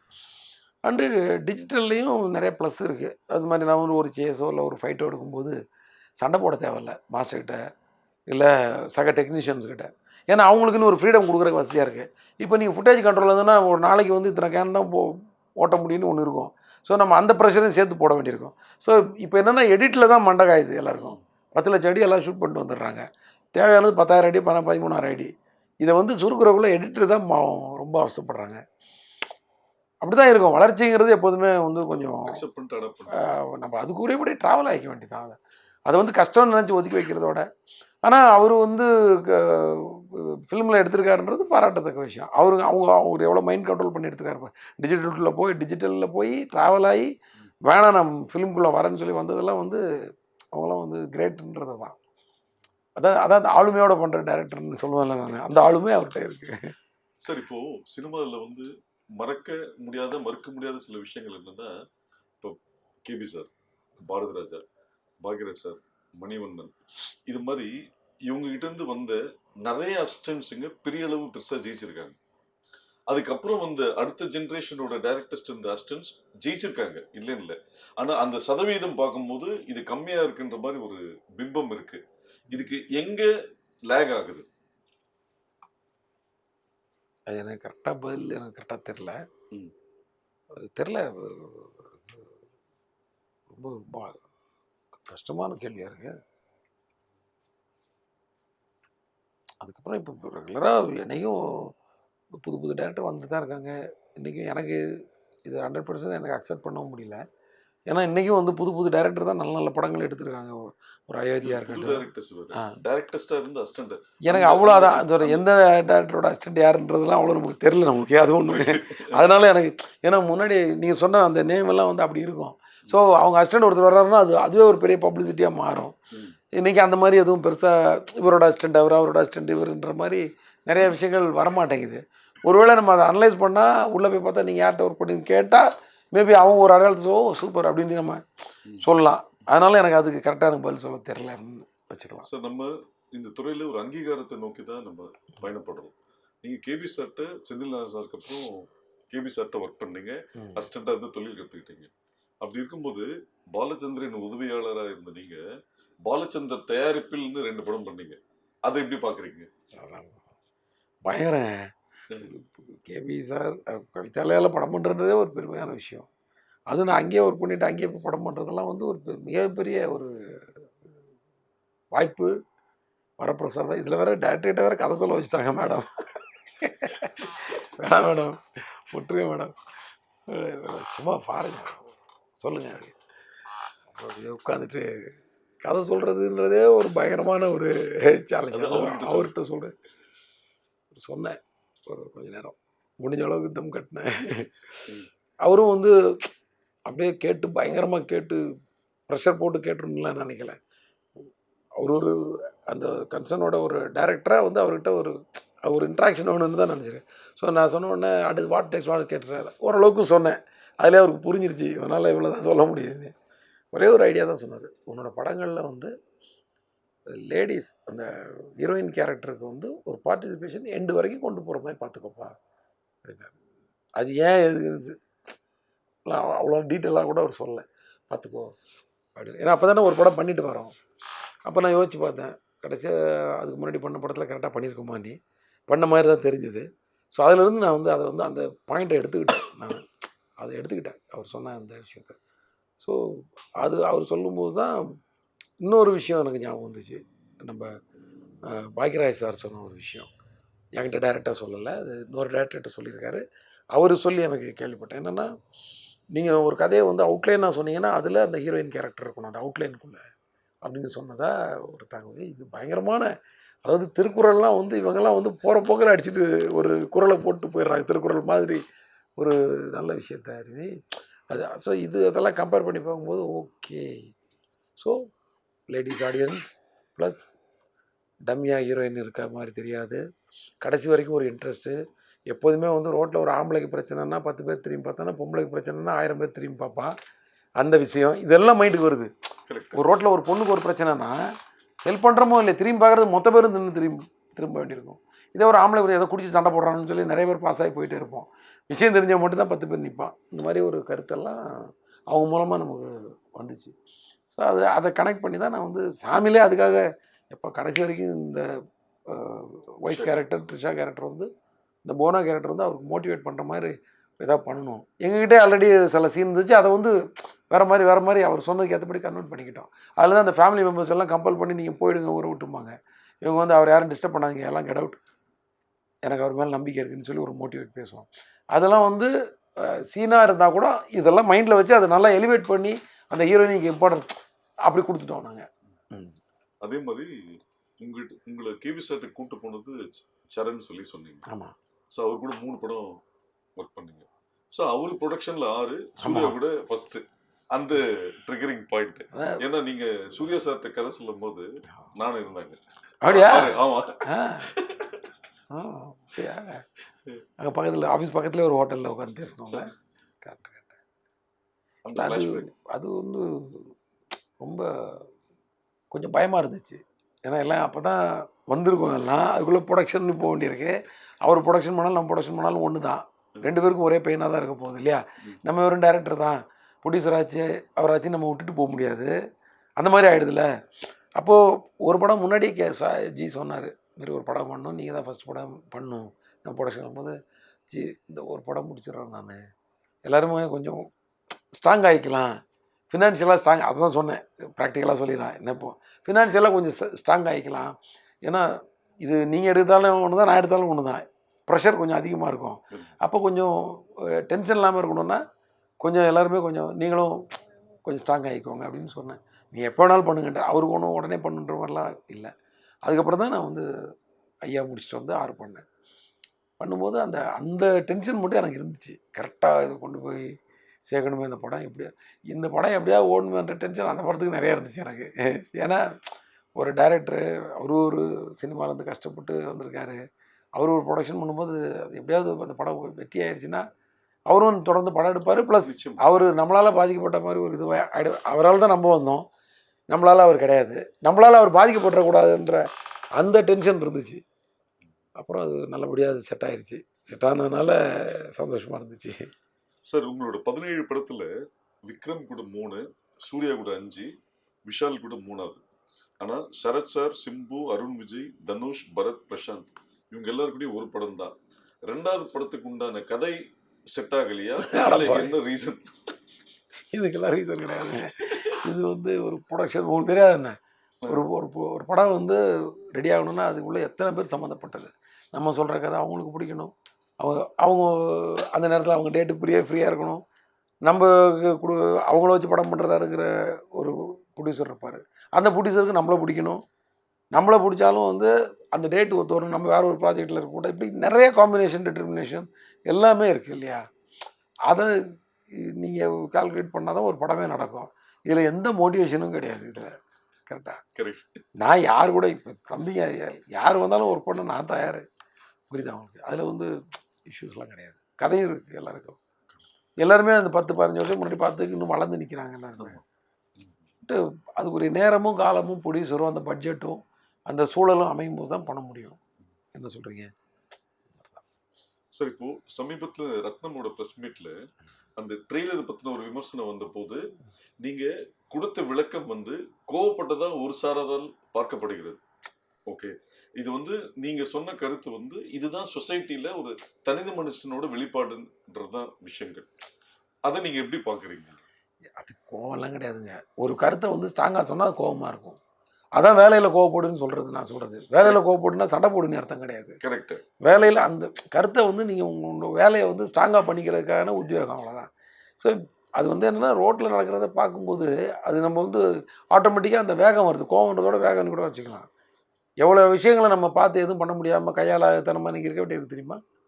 இதே நம்ம 20 வருஷம் முன்னாடிலாம் அப்படி கிடையாது, 20 இல்லை ஒரு 30 வருஷம் வச்சுக்கலாம், அப்போல்லாம் அப்படி கிடையாது. எதுவாக இருந்தாலும் போய் டேரிங்காக போய் டம்முன்னு போடுவோம். நம்மலாம் ரோட்டில் ஒரு பிரச்சனை நடந்ததுன்னா, எங்கள் ஏரியாவில் வந்து வாட்சி திருடிக்கிட்டு இருந்தான் ஒருத்தன், அவன் யாருன்னு தெரியல, போகிறவங்க யாராவது தனியாக போயிடுச்சுன்னா கத்தியை காட்டி வாட்சை கழட்டிட்டு போயிடுவான். இப்போ என்ன பண்ண முடியாது, போலீஸில் கம்ப்ளைண்ட்லாம் கொடுத்தோம் ஏரியாவில் உள்ளவங்களாம் சேர்ந்து. ஆனால் நாங்கள் என்ன டிசைட் பண்ணோம், நம்மளே இறங்கிட வேண்டியதான்னு சொல்லிட்டு பசங்கள்லாம் சேர்ந்து நைட்டு ஒரு 3 பேர் 4 பேர் அங்கங்கே தனியாக நின்று டியூட்டி பார்க்குறது. ஏன் சந்தேகம் கடைசியில் அவனை பிடிச்சிட்டோம், பிடிச்சி போலீஸில் கொடுத்தோம். பிடிக்கும்போது அப்புறம் ஆக்ஷன் பிளாக் இருக்கும்ல அதில். சரி என்ன பண்ண முடியும், அன்னைக்கு காலகட்டத்தில் அந்த ஆக்ஷன் பிளாக்கு போலீஸ் ரியாக்டே பண்ண மாட்டாங்க. அவனும் போயிட்டு என்ன இவங்க அடிச்சாங்கலாம் சொல்ல முடியும், நீ திருடினே மோனன்னு சொல்லி தூக்கி போட்டு மிதிப்பாங்க. இப்போ வந்து நீ திருடினாய் உனக்கு 150 ரூபா ஃபைனு, நீ அவனை அடித்தாய் உனக்கு 1000 ரூபா ஃபைனுன்ற லெவலில் இருக்குது. திருடின தப்பு கிடையாது, திருடினவனை பிடிச்சது தான் தப்புன்ற மாதிரி போயிட்டு இருக்குதுங்க. வேற நான் சொல்கிறத அப்படியே எடுத்துக்கக்கூடாது, இது ஒரு எக்ஸாம்பிளாக தான் எடுத்துக்கணும். அப்படியே எடுத்துக்கிட்டாச்சுன்னா அது வந்து நீ ரூல் படி தப்பாக சொல்லிட்டு நீ சொன்னால் எனக்கு அதெல்லாம் தெரியாது. யாருமே எனக்கு களத்தில் இறங்க தயாராக இல்லைங்க. அன்னைக்கு வந்து ஒருத்தன் தப்பு பண்ணால் பயப்படுவான், ஏன்னா எவனாவது உதைப்பான்னு பயம் இருந்துச்சு. இன்றைக்கி நம்மளை எவனும் உதைக்க முடியாது, முடிஞ்சால் வந்து நம்மளை வீடியோ தான் எடுத்து சோஷியல் மீடியாவில் போட்டு அவன் வந்து பண்ணிப்பான்னு சொல்லி தைரியமாக தப்பு பண்ணுற லெவலுக்கு இன்றைக்கி வேறு மாதிரிலாம் இருக்கிறாங்க ஒவ்வொருத்தரும். ஸோ அந்த வேகம் தானே தவிர இதில் என்ன கோவம். ஒரு முக்கியமான செக்மெண்ட் சார், எப்பவுமே இந்த முதல் காதல் முதல் அனுபவம்ன்றது ரொம்ப முக்கியமான விஷயம். ஸோ புதிய இயக்குனர் ஹரி இயக்கத்தில் பிரசாந்த் சிம்ரான் நடிக்கும் தமிழ் அப்படின்றது ஒரு செய்தி வந்து 30/3/2001 செய்தியா வந்தது. ஓ அப்படியா? ஸோ இந்த செய்தி வந்து பேப்பர்ல பார்க்கும்போது உங்களோட ரியாக்ஷன் என்னவா இருந்தது? என்னவா இருந்ததுன்னு எனக்கு ஞாபகம் இல்லை. கண்டிப்பாக ஒரு பரவாயில்லையே அப்படின்னு ஒரு சந்தோஷமான மூமெண்ட்டாக தானே இருந்திருக்கும். கரெக்டாக என்னவா இருந்துச்சுன்றது உண்மையில எனக்கு ஞாபகம் இல்லை, ஏன்னா நான் எதுவுமே வந்து மைண்டில் ரெக்கார்ட் பண்ணி வைக்கல. கரெக்டாக படம் பார்த்துட்டு என் ஃப்ரெண்டு வந்து படம் ஃபஸ்ட் அதில் தமிழில் உள்ள ஒரே ஞாபகம் என்னென்னா படம் பார்த்துட்டு என் ஃப்ரெண்டு வந்து நல்லா இருக்குது அப்படின்னு ஒரு மாதிரி இன்டர்வலில் வந்து ரொம்ப எமோஷ்னலாக வந்து நல்லா இருக்குன்னு சொன்ன உடனே டக்குன்னு ஒரு 12 வருஷம் கழித்து ஓகே அது அந்த ஒரு பஸ்ட் அவுட் மட்டும் மைண்டில் ஆச்சு. ஸோ தனியாக போய் நின்று கொஞ்சம் அப்படியே ஃபீல் பண்ணிட்டு வந்தேன் நான். அது மட்டும் எனக்கு ஞாபகம் இருக்குது. மற்றபடி அந்த முதல் பூஜை இன்விடேஷன் உங்களுது அடேப்பா. ஸோ 6/4/2001 ஆர்.எம். வீரப்பன் சார், ஏவிஎம் சரவணன், ரமேஷ் பிரசாத், விவேக் சந்திரசேகர் இவர்கள் முன்னிலையில் இந்த படத்தோட பூஜை இன்விடேஷன் வந்து அது கையில் எடுக்கும்போது அதாங்க எனக்கு அது ஞாபகம் கன்ஃபார்மாக ஹாப்பியஸ்ட் மூமெண்ட்டாக தான் இருந்திருக்கும். அது ஃபஸ்ட்டு படங்கிறது அதில் டவுட்டே இல்லை. பட் அது ரொம்ப ஏன்னா எனக்கு அதான் சொல்லல, நல்ல விஷயங்கள் நடந்தது வந்து நான் புலங்காயத்தை அடைஞ்சிட்டு இருக்கிறது கிடையாது. ஏதாவது விஷயங்கள் வந்து தவறாக போயிருந்தால் அதை தான் திருத்திக்கிறதுக்காக ட்ரை பண்ணிகிட்டு இருக்கிற கேரக்டர் நான். புரியுதாகும். ஏதாவது இதே சமயத்தில் அங்கே ஏதாவது ஸ்பாட்டில் தப்பு பண்ணியிருப்போம்னா அது வந்து ஞாபகத்தில் இருக்கும் நமக்கு. என்ன சொல்கிறீங்க? அந்த சந்தோஷமான தருணங்கள் வந்து அதை அப்படியே கடந்து வந்துடும் நம்ம. அதே தருணம் தான் இந்த இன்று முதல் விளம்பரம் பார்த்தோன்னே இல்லை அதான் சொல்கிறேன், அது வந்து ஹாப்பியாக தான் இருந்திருக்கும். ஆனால் எனக்கு தெரிஞ்சு அவ்வளோலாம் ஹாப்பியாக இருந்திருப்பானு தெரியும். எனக்கு வந்து டிஸ்ட்ரிபியூட்டரை பற்றி தான் நினச்சிக்கிட்டு இருந்தேன். நம்ம ஒரு படம் எடுத்திருக்கோம், இதை நம்பி வாங்கினவங்களுக்கு வந்து காசு வந்துருமா, இந்த பெயின் தான் எனக்கு இருந்திருக்கும். புரியுதா அவங்களுக்கு? இன்று முதல் நம்ம பேர் வந்து எவ்வளோ சந்தோஷப்பட்டனோ அதுக்கு ஈக்குவலாக அந்த பெயினில் இருந்திருப்பேன் நான். இதுதான் ஃபேக்ட்டு. அதே மாதிரி இந்த ஃபோட்டோ பார்த்தோன்னே என்ன தோணுது உங்களுக்கு? இது சாமி ஃபங்க்ஷன். ஆமாம் ஆமாம். கேபி சார் அந்த ஷீல்டு வாங்கும்போது அதாங்க ஒரு படம் வந்து இப்போ வந்து இன்றைக்கி வந்து ஒரு படம் வந்து இந்த செட்டப்பே மாறி போச்சு. 2 வாரம் ஓடினா போகுதுன்ற மாதிரி ஆயிடுச்சு. அதில் எல்லாருமே தண்ணீர் விடைஞ்சிடுறாங்க, காலத்துக்கு ஏற்ற மாற்றம். ஆனால் அன்றைக்கி 100 நாள் ஓடணும். இது வந்து 125 நாள் ஃபங்க்ஷனுங்கும் போது அதை கவிதாலெல்லாம் எடுத்து கொண்டாடினாங்க. அதில் வந்து விவேக் சார் வந்து எனக்கு வந்து பயங்கரமாக என்னை பற்றி பேசி எதிர்காலத்தில் வந்த ஒரு மாதிரி போட சொல்லி ஒரு இதை க்ரியேட் பண்ணி விட்டார். அதை வந்து நிறைய பேர் கேள்வியோ பேசுகிறாங்க. ஸோ ரஜினி சார் வந்து என்னை பற்றி நிறைய பேசினார். பார்த்தீங்கன்னா பேசினார். அதெல்லாம் வந்து முதல்ல வந்து நம்மளை பற்றி பேசுனதை விட அந்த மாதிரிலாம் பேசுகிறதுக்கு அவங்களுக்கு மனசு வருது பாருங்கள். ஒருத்தரை வந்து என்கரேஜ் பண்ணுறதுக்கு ரஜினி சார் மாதிரி ஆள் வந்து ஒரு 10 நிமிஷம் ஒரு புதுசாக ஒரு டைரக்ஷன் பண்ண ஒரு பையனை பற்றி பேசி அதெல்லாம் எவ்வளோ பெரிய இருக்குது. அந்த மைலேஜ் தான் நமக்கு இன்றைக்கி வரைக்கும் இருக்குன்னு நினைக்கிறேன். அன்றைக்கி அவர் கொடுத்த அந்த ஃபியூவல் இன்ஜெக்ஷன் இருக்குல்ல, அந்த என்கரேஜ்மெண்ட் இன்ஜெக்ஷன், அது இன்றைக்கி வரைக்கும் நம்ம பாடியிலே இருக்குங்க. அது இந்த பார்த்தேன் ஸ்தேன் செரின் மூவி மேக்கர்ஸ் ஆஃபீஸுக்கு பின்னாடி அந்த பைக் ஸ்டாண்டில் வந்து எடுத்தது வந்து தேனி செல்வம், ஸ்டில் ஃபோட்டோகிராஃபர்.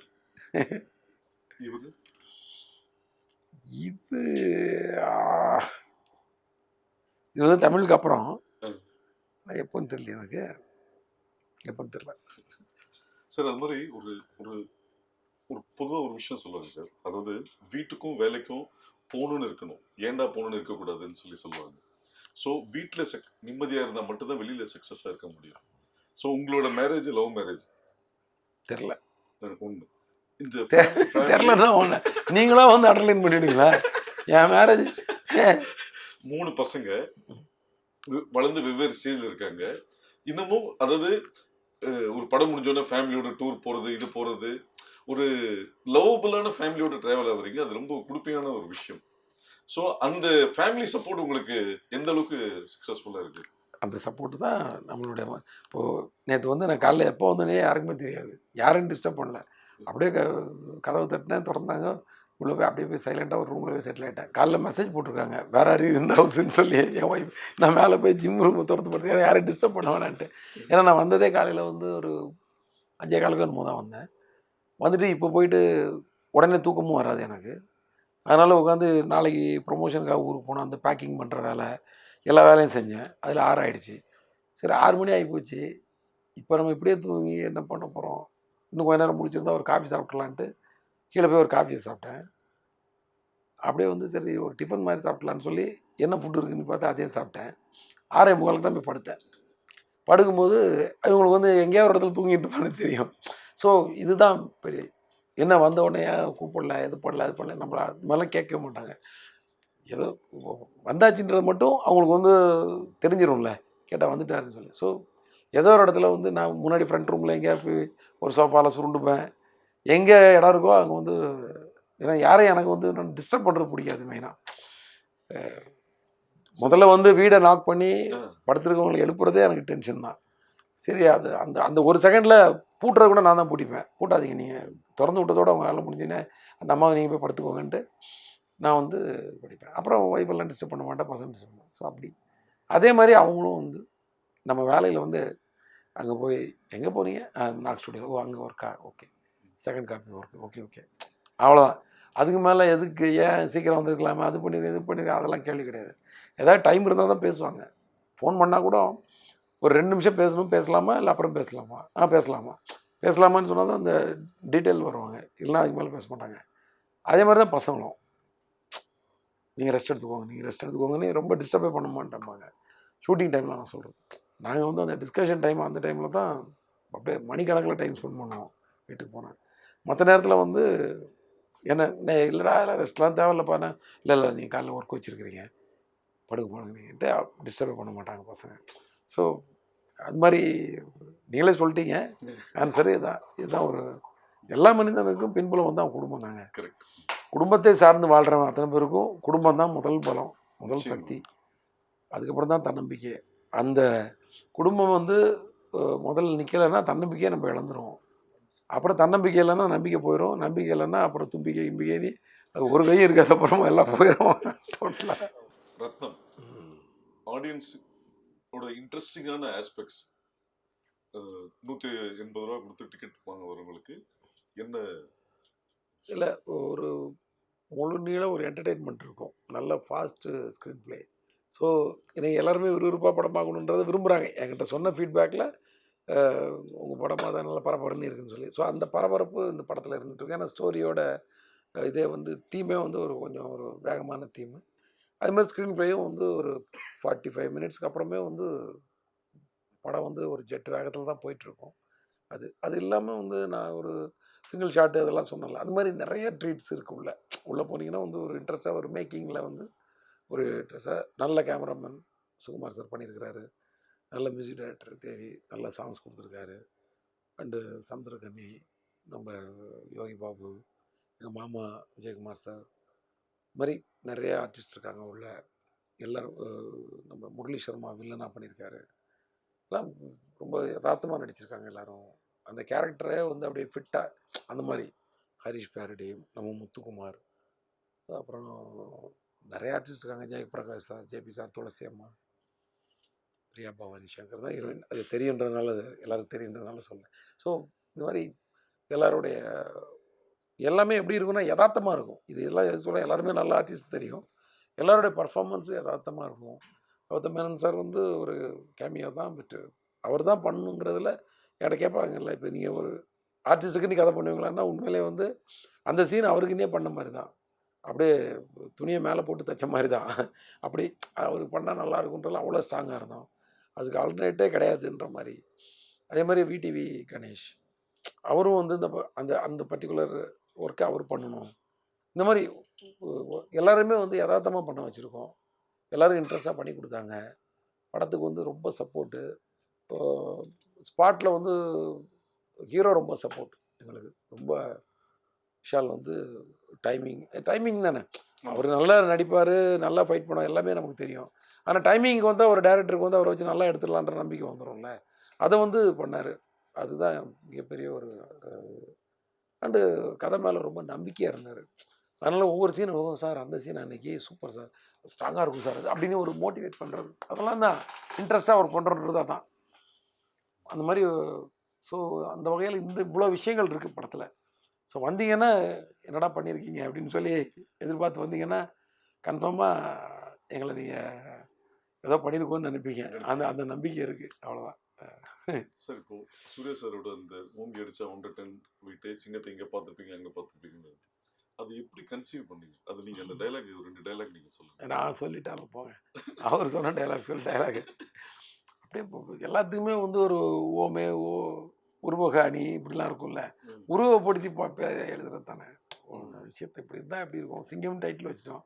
ஸோ சிங்கத்தை இப்படி தான் அது வந்து முதல்ல அது வந்து ஒரு புள்ளி விவரமாக மாறி அப்புறம் அது அக்கௌண்ட்ஸாக மாறி இப்படி மாறி தான் அந்த ஓங்கி அடித்தா 100 டன், சிங்கம் அடித்தா 100 டன் வெயிட்டுன்னு ஒரு குறிப்பு எடுத்து.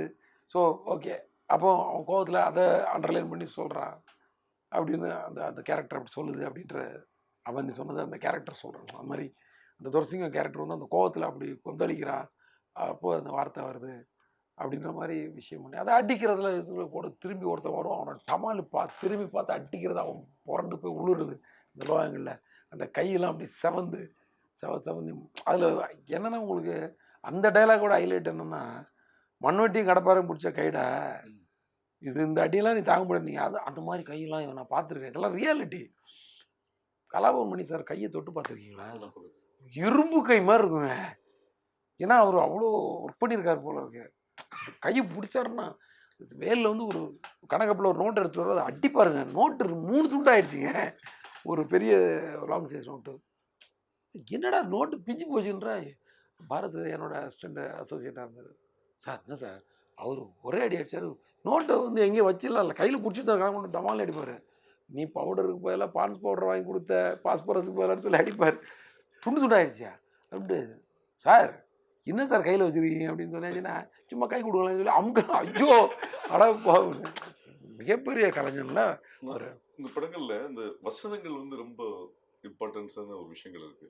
இப்போ சிங்கம் எடுத்துட்டீங்கன்னா, அது என்ன சிட்டியில் இருக்கவங்க தான் ஆளை இருக்குவானா, எனக்கு ஊர்ல இருந்து இறக்க மாட்டோமா, ஒரு நாளைக்கு இவ்வளோ ட்ரெயின் வருது, இவ்வளோ விஷயம், 1 லட்ச ரூபா இருந்தால் மளிகை கடை வைப்பேன், 5 லட்ச ரூபா வச்சு டிபார்ட்மெண்டல் ஸ்டோர் வைப்பேன், நீ ஏசி அதனால ஏசி போட்ட ரூம் என்ன ஏசி இல்லை அதனால நான் ஏசி, நான் ஏசி, அவ்வளோதான்டா வித்தியாசம். மற்றபடி நீயும் திருடன முடிப்பேன், நானும் திருடன முடிப்பேன், நீயும் கேஸ் போட நானும் கேஸ் போட சம்திங். ஸோ இப்படி ஒரு ஸ்டோரி, ஒரு ஃபேமிலி, என்டர்டெயின்மெண்ட், ஆக்ஷன் எல்லாம் இருக்கிற ஹரி ஏன் தமிழில் மட்டும், ஏன் தெலுங்கோ ஹிந்தியோ வேற லாங்குவேஜுக்கு போக மாட்டேன்றாரு? கம்ஃபர்டபுளாக ஒரு ப்ராஜெக்ட் வந்தால் போயிட வேண்டியதுதான். பட்டு அந்த மாதிரி ஒன்றும் கண்டிப்பாக போகணுன்னு நான் தான் சொல்கிறேன். எனக்கு பெருசாக இங்கே போய் ஒன்று சாதிச்சே ஆகணும் அப்படின்லாம் எனக்கு கிடையாது. கொடுக்குற வேலையை சிறப்பாக செய்யணுன்றது மட்டும் தான் என் மோட்டிவ். ஆக்சுவலாக எப்படியா நம்ம ஒரு ஹிந்தி படம் எடுத்து நிறைய ஆஃபர்ஸ் வந்துச்சு ஹிந்தி படம். ஏன்னா நான் ஹிந்தி படமே நீ பார்க்குறதில்ல, உனக்கு படம் எடுக்கிற வேறு வேலையா, நீ என்னை பார்த்து நானே கேள்வி கேட்டுப்பேன். அப்போ கம்பெனி இருக்கு கொஞ்ச நாள். புரியுதா உங்களுக்கு? முதல்ல ஹிந்தி படம் எடுக்கணும்னா நம்ம முதல்ல ஹிந்தியில் படம் நிறையா பார்க்கணும். அவங்க என்ன ஸ்டைலில் இருக்காங்கன்னு யோசிக்கணும். அவங்களுடைய மேக்கிங் ஸ்டைல்லேருந்து அவங்களுடைய எல்லாமே நமக்கு தெரியணும் இல்லையா? நம்மளே ஏதோ ஒரு ரொம்ப முக்கியமான படங்கள் தான் ஹிந்தியிலே பார்க்க முடியும். அதனால் அதுக்கெல்லாம் அவ்வளோலாம் நமக்கு அது இல்லாமல் ஹிந்தி பண்ணி ஆகணுன்ற பெரிய மோட்டிவேஷனாக எனக்கு கிடையாது. தெலுங்கு பண்ணி ஆகணும், கன்னடம் எல்லாத்துலேயும் பண்ணுறதுக்கு இன்ட்ரெஸ்ட் தான். நான் நிறையா மீட்டிங்ஸ் போயிருக்கேன். அதுவெல்லாம் சரியாக ஒர்க் அவுட் ஆகாமல் கூட இருந்திருக்கும், அது வேறு விஷயம். ஆனால் கண்டிப்பாக இதை பண்ணி ஆகணும், நான் தமிழ் தான் பண்ணுவேன்ற பிடிவாதமும் கிடையாது, மற்ற படங்களும் நான் பண்ணுன்ற பெரிய வேகமும் கிடையாது. எந்த ப்ராஜெக்ட் வருதோ, இப்போ அடுத்த ப்ராஜெக்ட் என்ன வருதோ அதை கமிட் பண்ணிப்பேன், அதை சிறப்பாக செஞ்சிடுவோம் ஒரு வருஷம் உட்காந்து, அவ்வளோதான்.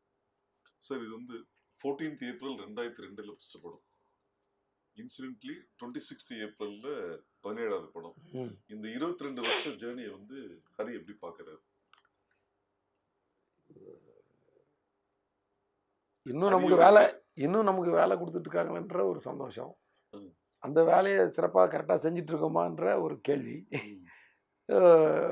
எப்படி சிறப்பாக செய்கிறதுன்ற தேடல், இப்படி ஓடிட்டு இருக்க வேண்டிய, அவ்வளோதான் சார். அது ஒரு அறிஞர் சொன்னார், உண்மையான வெற்றி என்பது தவிர்க்க முடியாத இடத்திற்கு வருவது தான் வெற்றின்னு சொல்லியிருக்காரு. தவிர்க்க முடியாத இடத்தில் இருப்பது தான் உண்மையான வெற்றின்னு சொல்லியிருக்காரு. தவிர்க்க முடியாத இடத்தில் இருப்பது உண்மையான வெற்றி. ஓகே. ஸோ இன்னைக்கு ஹரி வந்து தமிழ் சினிமாவில் தவிர்க்க முடியாத இடத்தில் இருக்கிறார். அவர் 17 படங்கள் என்பது எண்ணிக்கையில் கம்மி தான், ஆனால் குவாலிட்டி அதிகம். ஏன்னா 22 வருஷத்துல ஒரு விஷயமும் பார்த்து செதுக்குறீங்க. ஸோ விரைவில் நீங்கள் அடுத்தடுத்த லாங்குவேஜும் அடுத்தடுத்த படமும் பண்ண வாழ்த்துக்கள். அது ஓகே. தவிர்க்க முடியாத இடத்துல நல்லா இல்லைங்க, தவிர்க்க முடியாத இடம்ன்றதெல்லாம் வந்து அது 5 வருஷத்துக்கு ஒன்று மாறிக்கிட்டே இருக்கும். ஒவ்வொரு டேரக்டர் வந்து சக்ஸஸ் பண்ணுவாங்க, அப்போ அடுத்தடுத்தவங்க வந்து தவிர்க்க முடியாத இடத்துக்கு போவாங்க. எல்லா ஆர்டிஸ்ட்டும் அவங்ககிட்ட படம் பண்ணணுன்னு ஆசைப்படுவாங்க. இப்போல்லாம் நம்மகிட்ட எல்லாரெல்லாம் படம் பண்ணணும்னு ஆசைப்பட மாட்டாங்க. அதேமாரி ஒரு படம் வரும், அதை நம்ம செஞ்சுக்கலாம், அப்படி தான். இப்போ இன்றைக்கி கரண்ட்டில் படங்கள் பண்ணி யார் நல்ல லைம் லைட்டில் இருக்காங்களோ அந்த 4-5 டேரக்டர்ஸுக்கு தான் அந்த இடம் இருக்கும். அதனால் நான்லாம் கிடையாது, அது நான் வந்து உண்மையை தான் சொல்கிறேன். என்னுடைய ப்ரெசன்ஸ் கூட அந்த மாதிரி இருந்திருக்கும் ஒரு இடத்துல, ஒரு காலகட்டத்தில். அந்த நேரத்தில் வந்து நிறையா டைரக்டர்ஸ், நிறையா ப்ரொடியூசர்ஸ், நிறையா ஹீரோஸ் வந்து இவர் கூட படம் பண்ணி நிறைய பேர் அப்ரோச் பண்ணியிருப்பாங்க. அந்த நேரத்தில் அது வந்து தவிர்க்க முடியாத அந்த ஒரு 5-6 பேர், 7 பேர், 8 பேரில் நானும் இருந்திருக்கலாம். ஆனால் இப்போ அந்த இடத்துல நான் கிடையாது. இப்போ நான் எனக்கும் வேலை கிடைக்குது, எனக்கு வந்து சரி இந்த இவங்ககிட்ட படம் கொடுத்தா ஒரு ஹார்ட் ஒர்க் பண்ணி கரெக்டாக எடுத்து கொடுத்துருவான் சொன்ன டைமில்ன்ற ப்ரொடியூசரோட நம்பிக்கை. ஹீரோஸ் வந்து சரி இவர்கிட்ட போனால் அது டைமிங்கில் தான் ரொம்ப டார்ச்சர்னு கேள்விப்பட்டிருக்கோம், மற்றபடி கொஞ்சம் கரெக்டாக தான் பண்ணுவார் போல இருக்குது, போகலான்ற நம்பிக்கையில் வரலாம் மேபி, அப்படி அவ்வளோதானே தவிர தவிர்க்க முடியாத இடம்லாம் வந்து வேறு டேரக்டர்ஸ் கிட்ட இருக்குது. அவங்க பேர்லாம் நான் சொல்லணுமா? ஸோ எல்லாம் நம்ம நண்பர்கள் தான் எல்லாரும். ஸோ வாழ்க்கையில வந்து வார்த்தைகள் ரொம்ப முக்கியம், கமிட்மெண்ட் ரொம்ப முக்கியம்னு சொல்லுவாங்க. ஸோ அது மாதிரி நீங்க உங்களை வச்சு படம் எடுத்த நிறைய ப்ரொடியூசர் சொல்ற ஒரு விஷயம் என்னன்னா, அவர் வந்து பணம் கேட்க மாட்டார். ஒரு விஷயம் நம்ம கொடுக்குறேன்னு சொல்லிட்டேன்னா, கொடுக்கலனா தான் நீ சொன்ன ஏன் கொடுக்கலன்னு கேட்பாரு தவிர, மற்றபடி ஏன் கொடுக்கல, இந்த பெண்டிங் இருக்க அப்படின்றது சொல்ல மாட்டாருவாங்க. அந்த கமிட்மெண்ட் தான் உங்களோட படத்தோட கேரக்டர்ஸ்லயுமே நிறைய இடத்துல ரிஃப்ளெக்ட் ஆகுது. அந்த வார்த்தைகள் அவர் சொன்ன ஒரு விஷயம். இது உங்களோட நேச்சரா இல்ல இது நீங்களா அப்டேட் பண்ணிக்கிட்ட விஷயமா? நேச்சரா என்னன்னு எனக்கு தெரியல. மேபி நம்ம ப்ரொடியூசர் தானே, எங்கே போயிட போகிறாங்க, சினிமாவுக்கு வந்து நம்ம என்ன கவர்லையா கொடுக்குறாங்க, நல்லா சந்தோஷமாக தானே காசு கொடுக்குறாங்க, என்ன சொல்கிறீங்க? ஓகே, ரொம்ப ப்ரெஷர் போட்டுக்க தேவையில்ல. நமக்கு இன்னொரு சம்பளம் ஊதியம் கொடுக்குறாங்க, நம்ம வந்து ஒரு வேலை செய்கிறோம், அதை போட்டு ப்ரெஷர் பண்ணிட்டு இருக்கோம். அரிசி மூட்டை குறைஞ்சாதாங்க பரபரப்பாகணும் வீட்டில். அரிசி இல்லைனா தான் நீங்கள் டென்ஷன் ஆகி கடைக்கு போடணும். அந்த நேரத்தில் நீங்கள் காசு எங்கே இருக்குது, 1 கிலோ அரிசி வாங்குறதுக்கு எங்கள் 50 ரூபா இல்லையான்னு. மற்ற நேரத்தில் நீங்கள் கூலாக இருக்கலாங்க, ஒன்றும் அவசரம் கிடையாது, எங்கேயும் போயிடாது. எல்லா காசும் இண்டஸ்ட்ரிக்குள்ளே நம்ம ப்ரொடியூசர்கிட்ட, நம்ம ஃபினான்சியர்ஸ்கிட்ட, நம்ம டிஸ்ட்ரிபியூட்டர்கிட்ட, நம்ம தேட்டருக்காரங்கிட்ட, அப்படியே நம்ம மக்கள்கிட்ட தான் இருக்குது எல்லாமே. எல்லாம் ஒரு ரொட்டேஷன் தான். என்ன சொல்கிறீங்க? நமக்கு ஒரு 100 பேர் சேர்ந்து காசு போட்டு நமக்கு சம்பளமாக கொடுப்பாங்க, நம்ம படங்களை பார்த்து நம்ம ஒரு எங்கேயோ கொடுப்போம். இப்படி வந்து ஒரு ரொட்டேஷன். இந்த காசுக்காகலாம் கடந்து போராடிட்டு இருக்கிறதுலாம் தேவையில்லை. அது ஆட்டோமேட்டிக்காக நடக்கும். அது நீங்கள் உங்கள் வேலையை மட்டும் பாருங்கள், ஆட்டோமேட்டிக்காக நடக்கும். தேங்க்யூ. நன்றி. நன்றி.